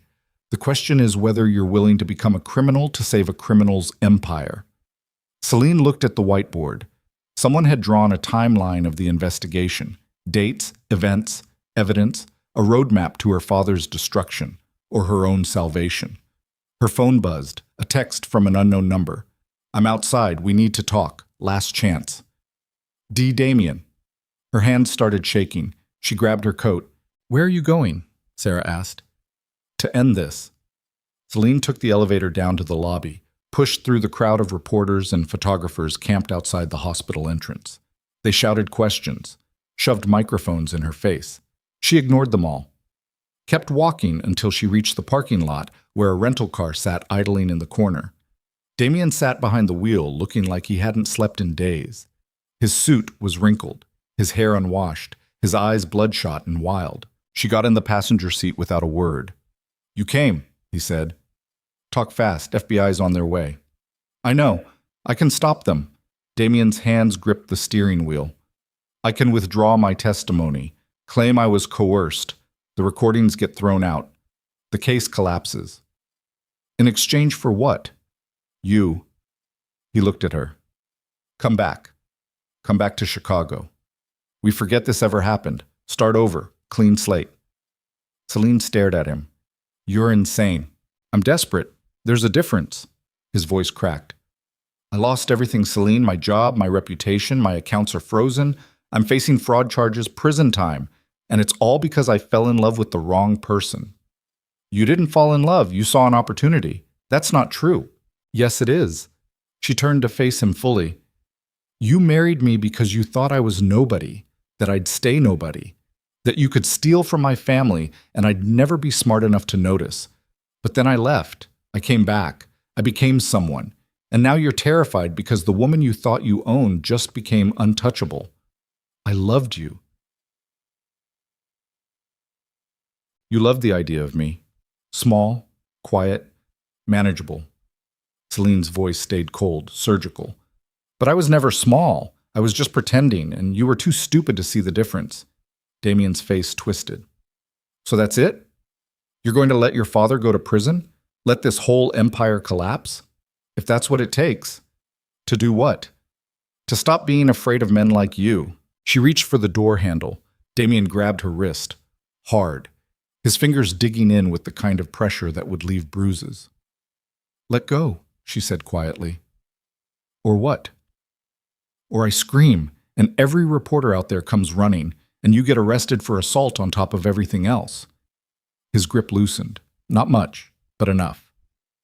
You've changed, he whispered. I don't even recognize you anymore. Good. She pulled her wrist free. Because the woman you knew is dead. You killed her. Congratulations. She got out of the car, walked away without looking back. Behind her, Damien started the engine. The rental car peeled out of the parking lot, tires squealing, leaving rubber marks on the asphalt. Gone. Finally. Selene stood in the parking lot breathing hard, her wrist throbbing where he'd grabbed her. Around her, the city was starting to wake up. Dawn light creeping over buildings, early morning traffic building, the world spinning forward while her life imploded. Her phone rang. Margaret, her father's former assistant, now turned federal witness, apparently. Selene almost didn't answer. Margaret. Ms. Vale, I'm glad you picked up. Margaret's voice sounded tired. Old. I need to tell you something. Before the FBI gets there. You're testifying against my father. Yes, but not for the reasons you think. Margaret paused. Your father's dying, Selene. The doctors know it. The FBI knows it. They're rushing this case because if he dies before trial, the evidence dies with him. So they don't care about justice. They care about closing the file, making headlines, destroying the company because they can't destroy the man. Margaret's voice hardened. I worked for your father for 20 years. He wasn't a good man, but he was honest about what he was. The FBI, they're pretending they're heroes while they gut a company that employs 10,000 people. Why are you telling me this? Because you have something they want. Something your father gave you before the stroke. Something that can end this whole investigation in one move. Selene's chest tightened. I don't know what you're talking about.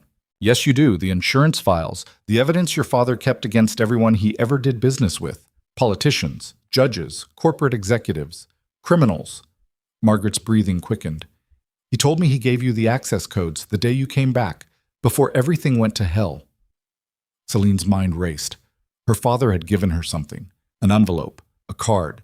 She'd thought it was just account information. Emergency money. She'd shoved it in her purse and forgotten about it. If you have those files, Margaret continued, you have leverage. Enough to make the FBI back off. Enough to save the company. Maybe even save your father. Why are you helping me? Because I'm old. I'm sick.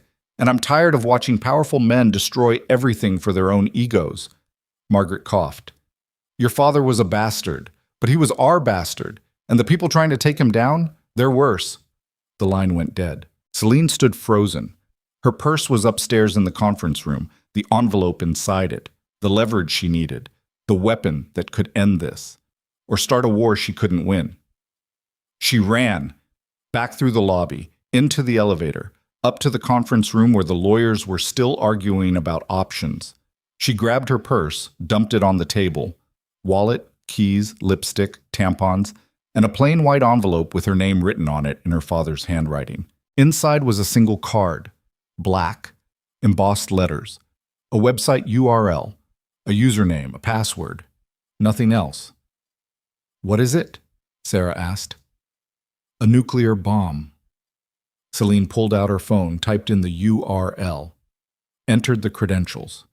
The screen filled with files, thousands of them, organized by name, each one a person a target, each target holding secrets that could destroy careers, marriages, lives. She clicked on one at random, a senator from New York, photographs of him with a woman who wasn't his wife, bank transfers from a pharmaceutical company to his campaign fund, emails discussing legislation in exchange for donations.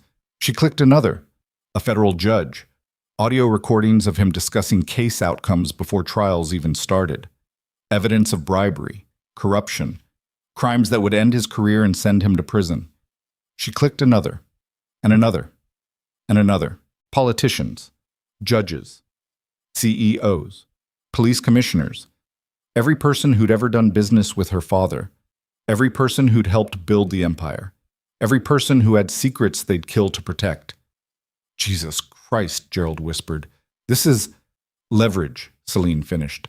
"My father spent 40 years collecting insurance policies, evidence against everyone who ever posed a threat." She looked up. "And now it's mine. What are you going to do with it?" She thought about her father lying in a hospital bed, dying by inches, about Roman's betrayal, about Damien's desperation, about the FBI coming to tear apart everything her family had built. Then she thought about the woman she'd been 3 days ago, scared, small, apologetic. That woman would have turned over the files, would have cooperated, would have tried to do the right thing. But that woman was dead. "I'm going to burn it all down," Selene said, "and build something better from the ashes." She forwarded 3 files to 3 different people: a senator who sat on the Senate Judiciary Committee, a judge overseeing corporate fraud cases, an FBI deputy director who'd been instrumental in building the case against her father. Each file contained enough evidence to destroy them completely. Each file came with a simple message: back off, or everyone sees this. You have 1 hour to decide. SV. Then she waited. Her phone started ringing within minutes. The senator. She didn't answer. The judge. She let it go to voicemail. The FBI deputy director. She declined the call. They could sweat. 30 minutes later, Gerald's phone rang. He answered, listened, his expression shifting from concern to shock to something that looked almost like fear. He hung up. "The federal seizure order has been postponed pending review," he said slowly. "The investigation into Vale Holdings is being reassessed. The FBI is requesting a meeting to discuss potential immunity agreements." "Immunity for who?" Selene asked. "Everyone. Your father, you, the entire company." Gerald set down his phone like it might explode. "What the hell did you just do?" "I reminded them that power flows both ways." Selene stood. "Set up the meeting. Today. This office. I want everyone in the room, FBI, federal prosecutors, and I want it recorded, every word. Ms. Vale, do it." Gerald made the calls. Sarah started preparing documents.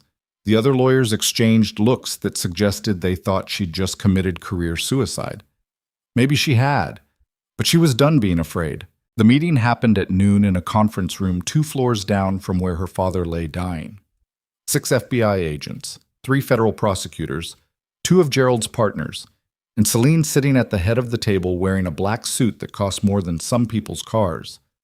The lead prosecutor, a woman named Jennifer Marks, early 40s, gray suit, expression like she chewed glass for breakfast, sat directly across from her. "Ms. Vale," Jennifer began, "we're here to discuss terms." "No, you're not." Selene leaned back. "You're here to negotiate surrender. There's a difference." Jennifer's jaw tightened. "We have substantial evidence against your father." Had, past tense, because 3 of your star witnesses just withdrew their testimony. 2 of them cited health concerns. The 3rd decided he'd rather face perjury charges than continue lying. Selene smiled. razor sharp. Funny how that happened right after certain information came to light. Are you threatening federal witnesses? I'm stating facts. Your case is collapsing, and everyone in this room knows it. Selene pulled out a folder, set it on the table. This contains evidence of corruption within the FBI's New York field office. Agents accepting bribes, falsifying reports, planting evidence in unrelated cases. Would you like me to continue? The room went silent. You're blackmailing federal agents, Jennifer said quietly. I'm negotiating, like you taught me. Selene's smile didn't change. You were willing to destroy my father using questionable evidence and coerced testimony. I'm using the same tactics. The only difference is my evidence is actually real. One of the FBI agents stood up. This is insane. We're not making deals with...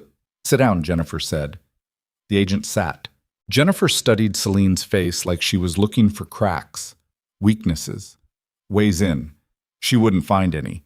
Selene had learned too much too fast. What do you want? Jennifer asked. Immunity for my father. Full immunity for Vale Holdings. All investigations dropped. All seizure orders canceled. Selene paused. In exchange, my father provides testimony about his international partners, names, locations, operations, everything you need to build cases against people who make him look like a saint. We'd need proof he has that information. Selene pulled out her phone, showed them a list.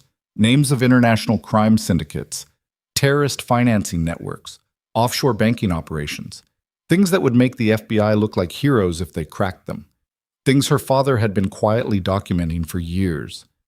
He'll cooperate fully, Selene said, but only after immunity's granted, only after he's protected, and only if I'm the one managing the arrangement. You? Jennifer almost laughed. You have no legal authority. I have power of attorney. As of 2 hours ago when my father signed documents granting me complete control of his estate and business operations. Selene slid the paperwork across the table. Gerald had worked fast, which means I speak for him. I negotiate for him. And I decide whether you get your international criminals or you get nothing. Jennifer looked at the documents, at her FBI colleagues, at the prosecutors sitting beside her. We need to discuss this privately, she said. You have 20 minutes, Selene replied. After that, I'm releasing everything I have to every media outlet in the country. Let's see how well your careers survive that kind of scrutiny. They left. Selene sat alone in the conference room, her heart hammering so hard it hurt. Her hands shook under the table where nobody could see. Her throat felt tight. Every breath took effort. She just threatened the FBI. Blackmailed federal prosecutors. Potentially committed a dozen felonies in the process. But she wasn't scared. She was exhilarated. Gerald came back in, sat down beside her. You know what you just did? He asked quietly. Started a war I might not survive? Became exactly what your father always wanted. He looked at her, really looked. The question is whether you can live with that. Selene thought about the woman she'd been on Monday. The woman who'd stood outside a hotel watching her husband cheat. The woman who'd called her father begging for help. That woman would have been horrified by what just happened in this room. But that woman was dead. I can live with it, Selene said. The FBI came back 18 minutes later. Jennifer sat down looking like she'd aged 10 years. We have a deal, she said. Full immunity for your father. Limited immunity for you. Vale Holdings stays operational pending compliance reviews. In exchange, your father provides detailed testimony about international operations. Names, dates, evidence. Everything. And the recordings Damien provided? Ruled inadmissible. Fruit of the poisoned tree. Jennifer's expression stayed carefully neutral. Your ex-husband's cooperation agreement has been revoked. He'll be charged with illegal wiretapping and fraud. Federal prosecutors estimate he'll serve 8 to 12 years.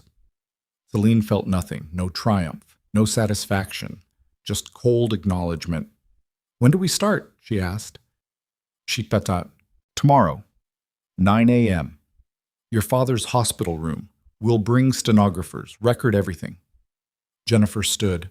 And Ms. Vale, don't mistake this for friendship. We're not allies.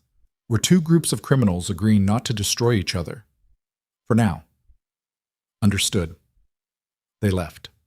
Selene sat alone in the conference room for a long time after everyone else had gone. Outside, the sun was setting over Manhattan, the city turning gold and orange and red like it was on fire. Her phone buzzed. A text from Roman. I heard what you did. That took guts. Or insanity. Possibly both. For what it's worth, I'm impressed. And still sorry. She deleted it without responding. Another text. This one from her mother. I saw the news. Call me when you can. I'm proud of you. And terrified for you. Love you, baby. Selene stared at those words for a long time. When was the last time someone had said they loved her? When was the last time she'd felt worthy of it? She couldn't remember.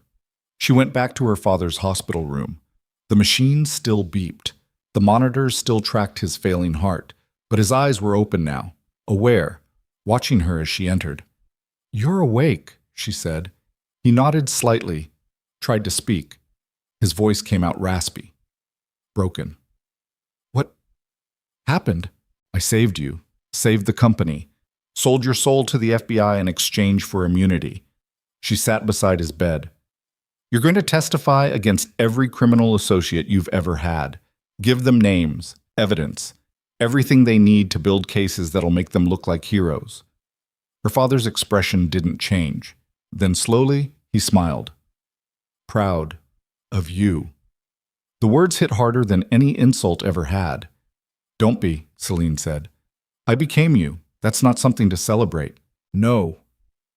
He reached for her hand. His grip was weak but determined. You became better, stronger, smarter. He coughed. Blood flecked his lips. I built an empire. You'll build something greater. Or destroy everything trying. Same thing. His eyes closed. Rule 1 of empires. What? But he'd fallen back asleep, or lost consciousness. The machines kept beeping, the monitors kept tracking. Selene sat holding his hand, watching the sun finish setting beyond the windows, and wondered what she'd just become. A queen? A criminal? A monster? All three? Her phone buzzed one more time. A news alert. Breaking, FBI announces major international crime investigation. Vale Holdings cooperating as key witness. The story was already spreading, social media exploding, her name trending, the narrative shifting from corrupt heiress to brave whistleblower in real time. Public opinion was a weapon, and she'd just learned how to wield it. But as she sat there in the darkness listening to machines keep her father alive, Selene realized something that made her blood run cold. She'd won. She'd beaten Damien, outmaneuvered the FBI, saved the company, secured her father's legacy. But the woman who'd walked into Vale Tower 3 days ago, scared, broken, desperate for help, was completely gone. And Selene wasn't sure she'd ever get her back, or if she even wanted to. Outside, Manhattan glittered in the dark like a battlefield after the war. Beautiful. Devastating. Hers, and she'd paid for every inch of it with pieces of herself she'd never recover. The question was whether what remained was still worth saving, or if she'd finally become the monster her father always knew she could be. The machines kept beeping, the city kept spinning, and Selene Vale, newly crowned queen of an empire built on corruption and blood, sat alone in the dark and waited for dawn, knowing that when the sun rose, the real war would finally begin. Dawn came cold and unforgiving. Selene hadn't slept. She'd spent the night in her father's hospital room, watching monitors track the slow deterioration of a man who'd spent 40 years being indestructible. Around 3 a.m., a nurse had come in to check vitals and told her gently that she should go home, get rest, take care of herself. Selene had thanked her and stayed anyway, because somewhere between midnight and dawn, sitting in that sterile room listening to machines breathe for her father, she'd realized something that made her chest feel hollow. She had no home to go to. The penthouse in Chicago belonged to Damien. The apartment in Vale Tower was just a borrowed space in a building that would never feel safe. Her childhood home had been sold years ago. Her mother lived in a studio apartment in Queens, surviving on alimony payments and regret. Selene Vale, newly minted queen of a financial empire, controller of secrets that could topple governments, was homeless. The irony tasted like copper, like blood. At 7 a.m., her father woke up. His eyes found her immediately, still sharp despite everything his body was doing to betray him. You stayed, he rasped. Where else would I go? He almost smiled. Smart girl. I threatened federal agents yesterday, used your insurance files to blackmail prosecutors, destroyed evidence, committed enough felonies to spend the rest of my life in prison. She leaned forward. Does that still make me smart? Or just desperate? Both. He coughed. The machines around him beeped frantically. A nurse rushed in, checked monitors, adjusted something in his IV. When she left, he continued, You did what you had to. That's all survival is, doing what you have to. Is that what you tell yourself when you can't sleep? When you think about all the people you hurt building this empire? Selene's voice stayed quiet, controlled. Do you tell yourself it was survival? Or do you admit it was choice? Her father's expression shifted. Something that might have been shame or might have been exhaustion. Both, he said again. Always. Both. The door opened. Gerald walked in carrying a briefcase that looked like it weighed 100 pounds. Behind him came 2 FBI agents, a stenographer, and Jennifer Marks looking like she'd rather be anywhere else. Mr. Vale, Jennifer said formally, we're here to take your statement. Per our agreement, you'll provide detailed testimony about international criminal operations in exchange for immunity. Are you prepared to proceed? Lucien looked at Selene. She nodded once. Yes, he said. What followed took 6 hours. Her father spoke slowly, his voice fading in and out, but the information kept coming. Names of arms dealers in Eastern Europe, human trafficking networks in Southeast Asia, money laundering operations in the Caribbean, drug cartels in South America. Every dirty secret he'd accumulated in 40 years of doing business with monsters. The FBI agents took notes. The stenographer's fingers flew across her keyboard. Jennifer's expression stayed carefully neutral, but Selene could see the calculations happening behind her eyes. This testimony was worth more than taking down Vale Holdings. This was career-making stuff, promotion material. Her father was buying his freedom by selling everyone else's. Around 2 p.m., he started fading, his words slurring, his eyes closing between sentences. The doctor came in, checked his vitals, and looked at Jennifer with an expression that said, push any harder, and you'll be testifying at a manslaughter trial. We'll continue tomorrow, Jennifer said, gathering her materials. No. Lucien's eyes snapped open. Finish today. Mr. Vale, you need rest. I need to finish. He looked at Selene. One more. The important one. Jennifer sat back down. Who?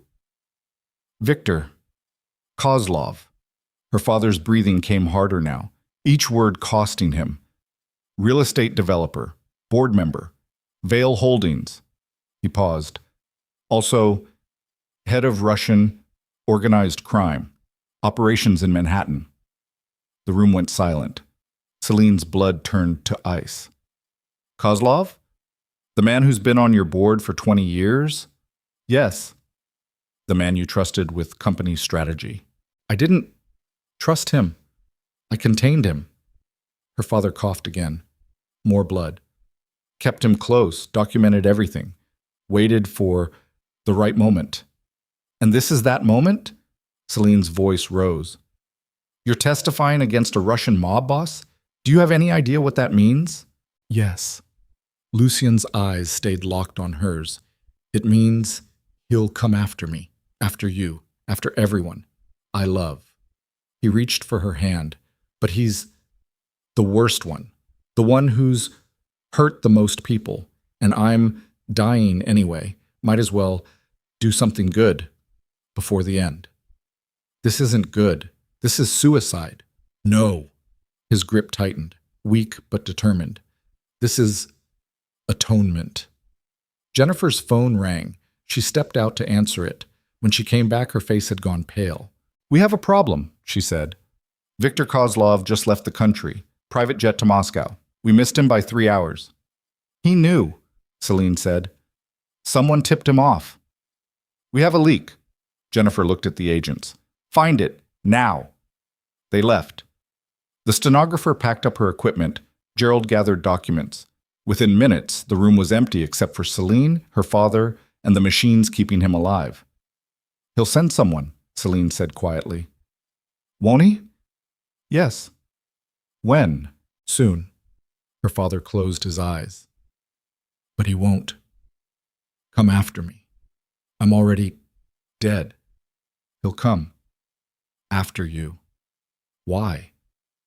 "Because you're the future. Kill you. Kill the Vale name. Kill everything I built." He opened his eyes. "You need to leave. Tonight. Disappear. New identity. New life." "No." "Selene, I said no." She stood. "I'm done running, done hiding, done pretending I'm someone I'm not." She looked at him directly. "You spent 40 years building this empire. I spent 3 days learning to fight for it. I'm not walking away now." "You'll die." "Maybe, but at least I'll die as myself." Her father stared at her for a long moment. Then he smiled, sad but proud. "You really are my daughter, unfortunately." He laughed.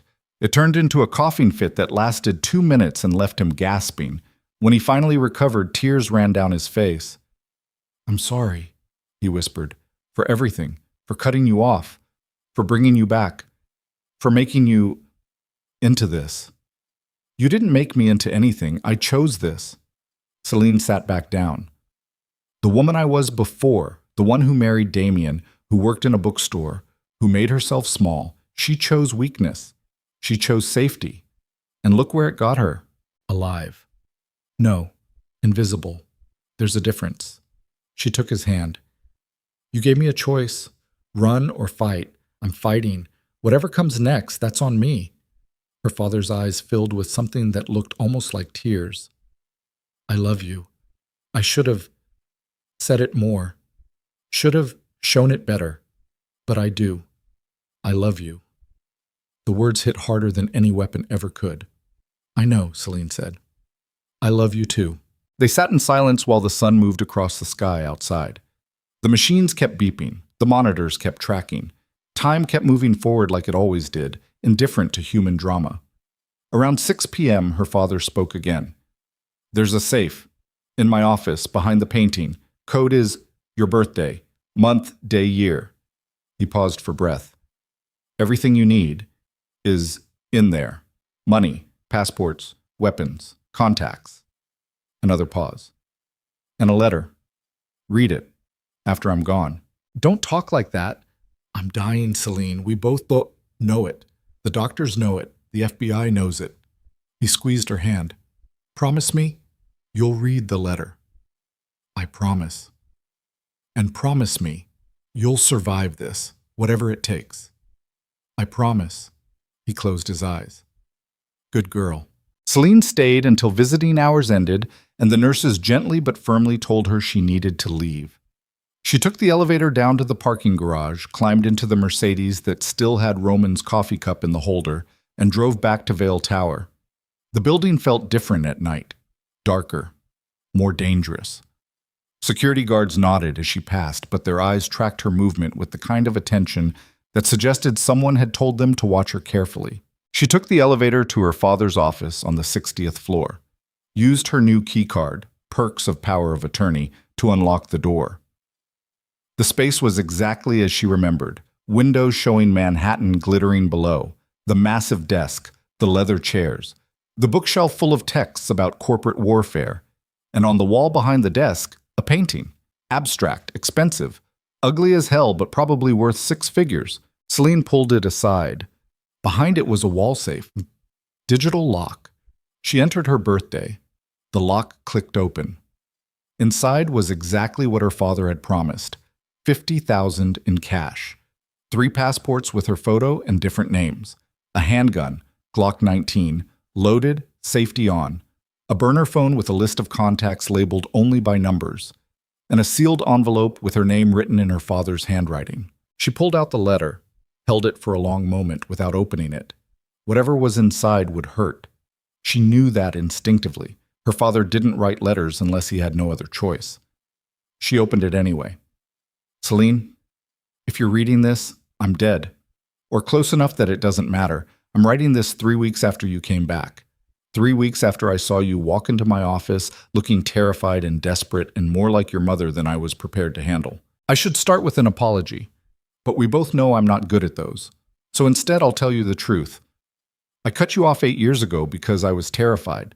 Not of losing you, of keeping you. Your mother left because I asked her to choose between me and motherhood. I thought empires and families couldn't coexist. I thought love made you weak. I was wrong. Watching you these past weeks, watching you transform from the scared girl who ran away into the woman who threatened federal agents without blinking. I finally understand what I lost when I let you go. Not a daughter, a successor. You're better than me, smarter, harder when you need to be, softer when it matters. You understand something I never learned, that power without humanity is just cruelty with better funding. Viktor Kozlov will come after you. I knew this when I gave testimony. I did it anyway because he deserves to burn, and I'm the only one with enough evidence to light the match. But that decision puts you in danger. I'm sorry for that. Not sorry enough to take it back, but sorry nonetheless. In this safe, you'll find everything you need to disappear. Use it if you have to. But if you choose to stay and fight, and I think you will because you're my daughter, and Vals don't run from battles we can win, then you need to understand what you're fighting for. Not money, not power, not revenge. Yourself, the person you're becoming, the woman who can stand in boardrooms and war rooms and hospital rooms and never break. That woman is worth protecting, even if it costs everything. I built an empire. You'll build something better. A legacy that doesn't require blood to maintain. A company that helps instead of hurts. A name that means something beyond fear. I won't live to see it, but I believe it's possible. Because I believe in you. I love you. I should have said it more. Should have shown it better, but it's true. Die if you have to. But live first. Your father. Selene read the letter 3 times, then carefully folded it and put it back in the envelope. Her hands weren't shaking. Her eyes weren't wet. She felt calm, centered, clear. Her father was dying. Kozlov was coming. The empire was in chaos. And somehow none of it felt overwhelming anymore, because she finally understood what her father had been trying to teach her. Survival wasn't about avoiding danger. It was about walking into it with your eyes open and your spine straight and your hands ready for whatever came next. She locked the safe, replaced the painting, took the elevator down to her apartment on 58. Roman was waiting outside her door. She almost kept walking, almost ignored him. But something in his expression stopped her. He looked wrecked, exhausted, his suit rumpled, his hair uncombed, his eyes bloodshot. "I'm not here to apologize again," he said. "I'm here to tell you the truth. I don't want—" Kozlov has a hit out on you. $2 million. Already making rounds in the right circles. I got word an hour ago from a contact who still talks to me. Roman's voice stayed flat. Professional. You have maybe 48 hours before someone takes the contract. Why are you telling me this? Because I'm tired of lying. To you, to myself, to everyone. He stepped closer. I turned on your father because I was scared, because I thought cooperating would save me. But watching you this week, watching you become this person who doesn't apologize for existing, I realized I picked the wrong side. Little late for that revelation. I know, but better late than never. He pulled out his phone. I've been tracking known hitters in the area. 3 came into New York yesterday, all Eastern European, all with connections to Kozlov. They're circling, waiting for the right moment. Why haven't they moved yet? Because they're professionals. They want clean. No witnesses, no mess. They'll wait until you're alone. Vulnerable. He showed her photos on his phone. 3 men, hard faces, cold eyes. These are the ones I know about. Could be others I don't. Selene studied the photos, memorized faces. What do you want from me? Nothing. I'm not asking for forgiveness. I'm not asking to come back. Roman pocketed his phone. I'm giving you information because you deserve to know what's coming. What you do with it is your choice. You could be lying, setting me up. I could, but I'm not. He met her eyes. I failed you. I failed your father. But I'm not going to fail at this. You deserve a fighting chance. He turned to leave. Selene's voice stopped him. Roman. He looked back. Thank you. He nodded once, then disappeared down the hallway like a ghost. Selene went inside her apartment, locked the door, and sat on the couch in the dark. The Glock from her father's safe sat heavy in her purse. The cash, the passports, everything she needed to run. She could be gone by morning, new name, new life. Let Kozlov's hitters search an empty apartment while she built something new somewhere else. Safe, smart, sensible, and completely wrong.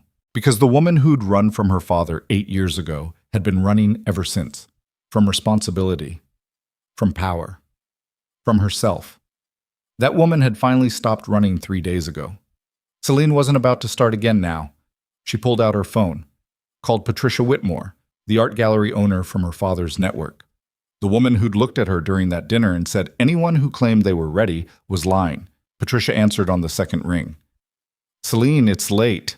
I need help." "What kind?" "The kind that involves stopping a Russian hitman from killing me in the next 48 hours. Silence. Then, "Where are you?" "Vale Tower, my apartment. Pack a bag, light, one change of clothes, leave your phone. I'm sending a car. 20 minutes. Patricia's voice went hard. "And Selene, bring the gun your father gave you. You're going to need it." The line went dead. Selene packed exactly as instructed. Black clothes, cash. The Glock. One of the fake passports, just in case. She left her phone on the counter, took the battery out, threw it in the trash. Grabbed a burner from a drawer where Roman had stashed them weeks ago. The car arrived in 18 minutes. Not a Mercedes this time. A nondescript Honda with tinted windows and a driver who didn't speak. She got in the back and they drove in silence through Manhattan's late-night streets. They ended up in Brooklyn. Industrial district.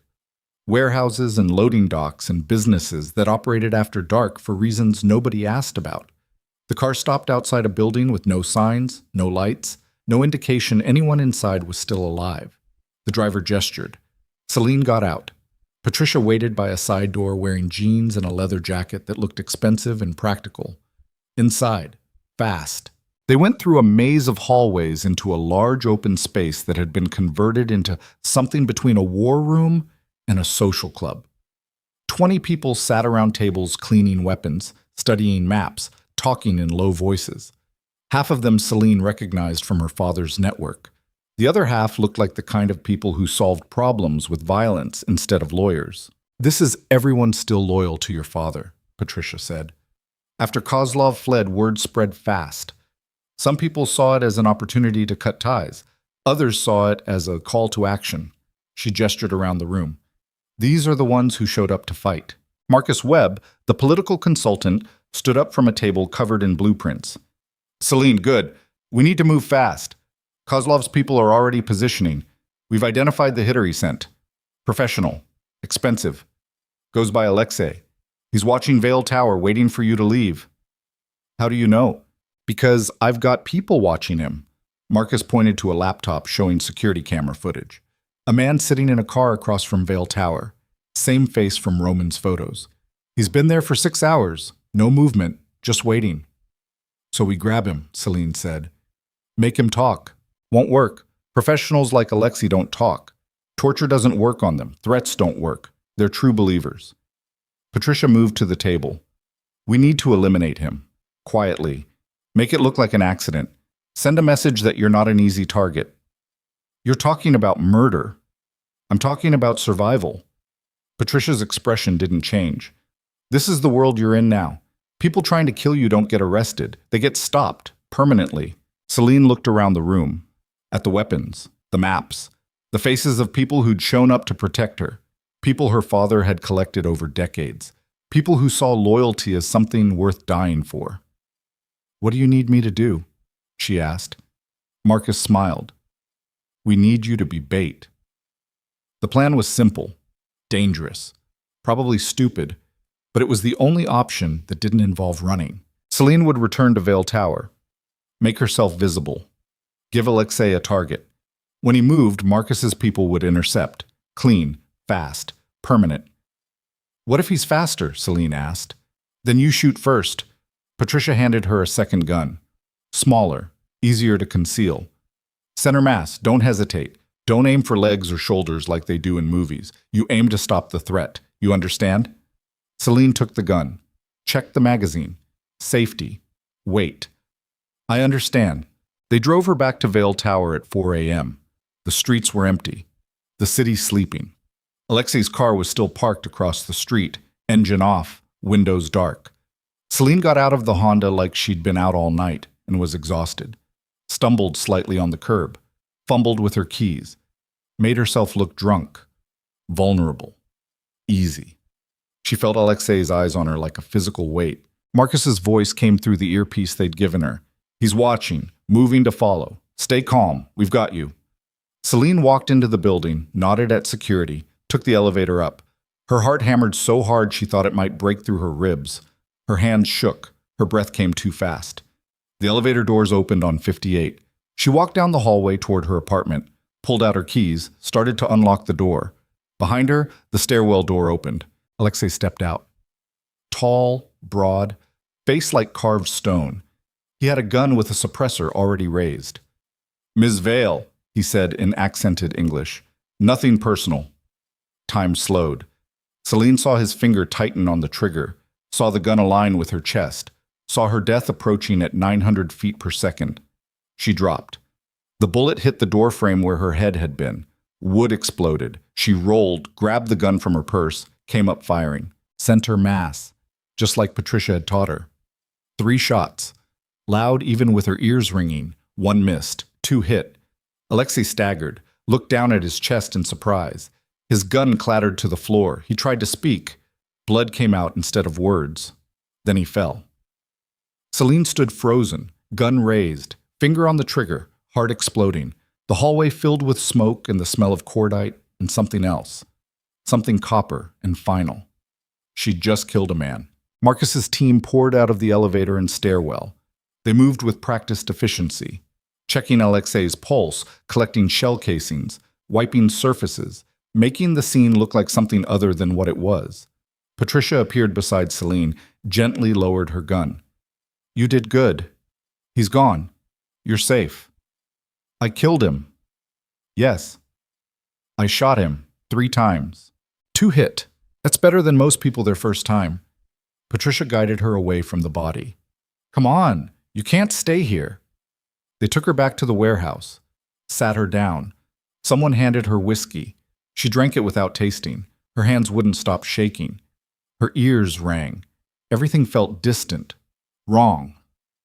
"First kill is always hardest," Marcus said quietly. "Your body's in shock. Your mind's trying to process that you just ended a life. It'll get easier." "I don't want it to get easier," Selene whispered. "Too late. It already will." He sat across from her. "You crossed a line tonight. No going back. The woman you were before, the one who cried at sad movies and apologized too much, she's really dead now. What replaces her depends on choices you make next." "What are my choices?"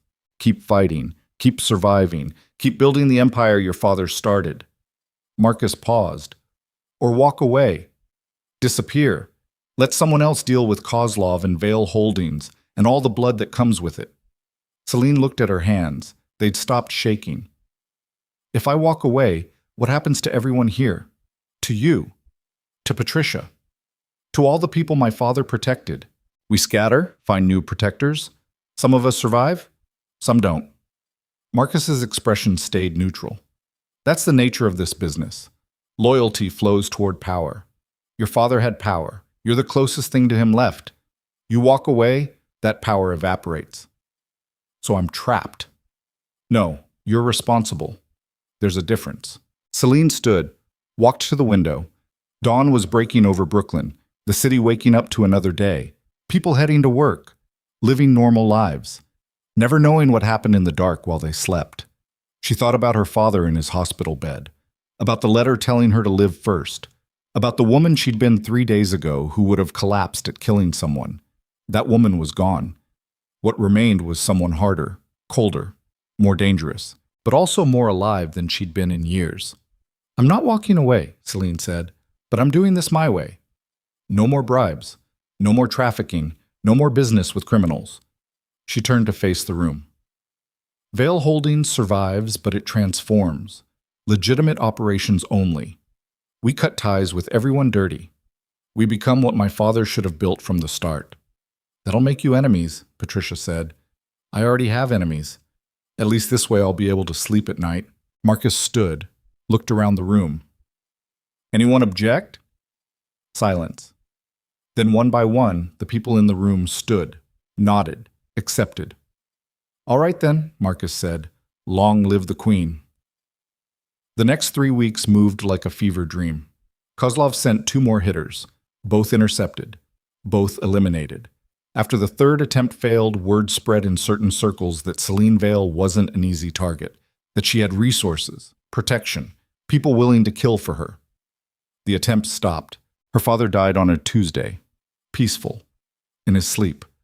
The machines finally giving up their fight to keep him alive. Selene was holding his hand when it happened, watched the monitor's flat line, heard the long tone that meant the end. She didn't cry, just sat there feeling hollow, empty, like someone had scooped out her insides and left nothing but shell. The funeral was private, 20 people in a cemetery in Westchester. No press, no publicity. Just the people who'd actually known him, who'd fought beside him, who'd survived him. Damien showed up. She saw him standing at the back, dressed in an orange jumpsuit and handcuffs, 2 federal marshals on either side. They'd let him attend under guard. He looked smaller than she remembered, older, broken. Their eyes met across the cemetery. He mouthed something. Might have been, I'm sorry. Might have been, I loved you. Might have been nothing. She looked away. After the service, she went back to Vale Tower, sat in her father's office, her office now, looked out at the city, at the empire she'd inherited, at the responsibility that would define the rest of her life. Her phone rang. Her mother. How are you holding up? Her mother asked. I don't know. Ask me in a year. Do you want company? I can come stay with you, help you process. Selene thought about it, about having her mother close, about building something that looked like family from the ruins of what they'd been. Not yet, she said. Soon, but not yet. Okay. I'm here when you're ready. They hung up. Selene sat alone in the silence and realized she wasn't scared anymore, wasn't anxious, wasn't wondering if she was good enough or strong enough or smart enough. She just was. 6 months later, Vale Holdings had transformed. The shipping operations were legitimate, the real estate portfolio clean. The board consisted of people who'd passed federal background checks and could look themselves in the mirror. Profits were down. Way down. Turned out running a legal empire was less profitable than running a criminal one. But Selene slept at night. That was worth more than money. She started a foundation. Vale Recovery. Helped women leaving abusive marriages get back on their feet. Provided legal aid. Housing assistance. Job training. Everything she'd wished she'd had when she'd been standing outside the Blackthorn Hotel watching her life implode. The foundation helped 60 women in the first 6 months. By the end of the year, it was 200. Not enough. Never enough. But a start. Roman called one night around month 7. She almost didn't answer. I heard what you're doing, he said. The foundation. The company transformation. The legitimate operations. And? I'm impressed. Your father would have hated it, which means you're doing it right. He paused. I'm calling to say congratulations, and to say I'm sorry. Again. For the last time. I won't bother you after this. Roman. Yeah? Thank you. For the warning about Alexei. For the information. For giving me a chance to fight back. She looked out her office window at Manhattan glittering below. You betrayed my father, but you didn't betray me. I won't forget that. Silence stretched across the line, then, take care of yourself, Selene. You too. He hung up. Selene never heard from him again. Years later, she'd hear rumors that he'd moved to Europe, that he was working private security, that he'd died in a car accident in Prague. She never knew which was true, never tried to find out. Some people were meant to be ghosts. On the 1-year anniversary of her father's death, Selene stood on the roof of Vale Tower and watched the sun set over Manhattan. The city was exactly as beautiful and terrible as it had always been. Nothing had changed, except her. The scared woman who'd stood outside a hotel watching her husband cheat was gone. So was the desperate daughter who'd called her father begging for help. So was the ruthless strategist who'd threatened federal agents without blinking. What remained was someone new, Someone who'd been forged in fire and blood and betrayal. Someone who understood that strength wasn't about never breaking. It was about what you built from the pieces after. Her phone buzzed. Patricia. Dinner tomorrow? Catherine and I want to discuss the Portland expansion. Selene smiled. The network her father had built was now hers, transformed, repurposed, used for something other than power for power's sake. She texted back, 7 p.m., my office. Then she went back inside, back to the empire she'd inherited and rebuilt, back to the company that now bore her mark instead of her father's shadow, back to the life she'd chosen. Not because it was easy, not because it was safe, but because it was hers. 2 years after the night at the Blackthorn Hotel, Selene Vale stood in front of a crowd of 500 people at a business conference and told her story. Not all of it, not the illegal parts, not the bodies, not the blackmail, but the truth underneath. About leaving, about coming back, about discovering that power came from surviving instead of avoiding, about learning that the only person who could save you was yourself. I spent 8 years making myself small, she said into the microphone, her voice steady and clear.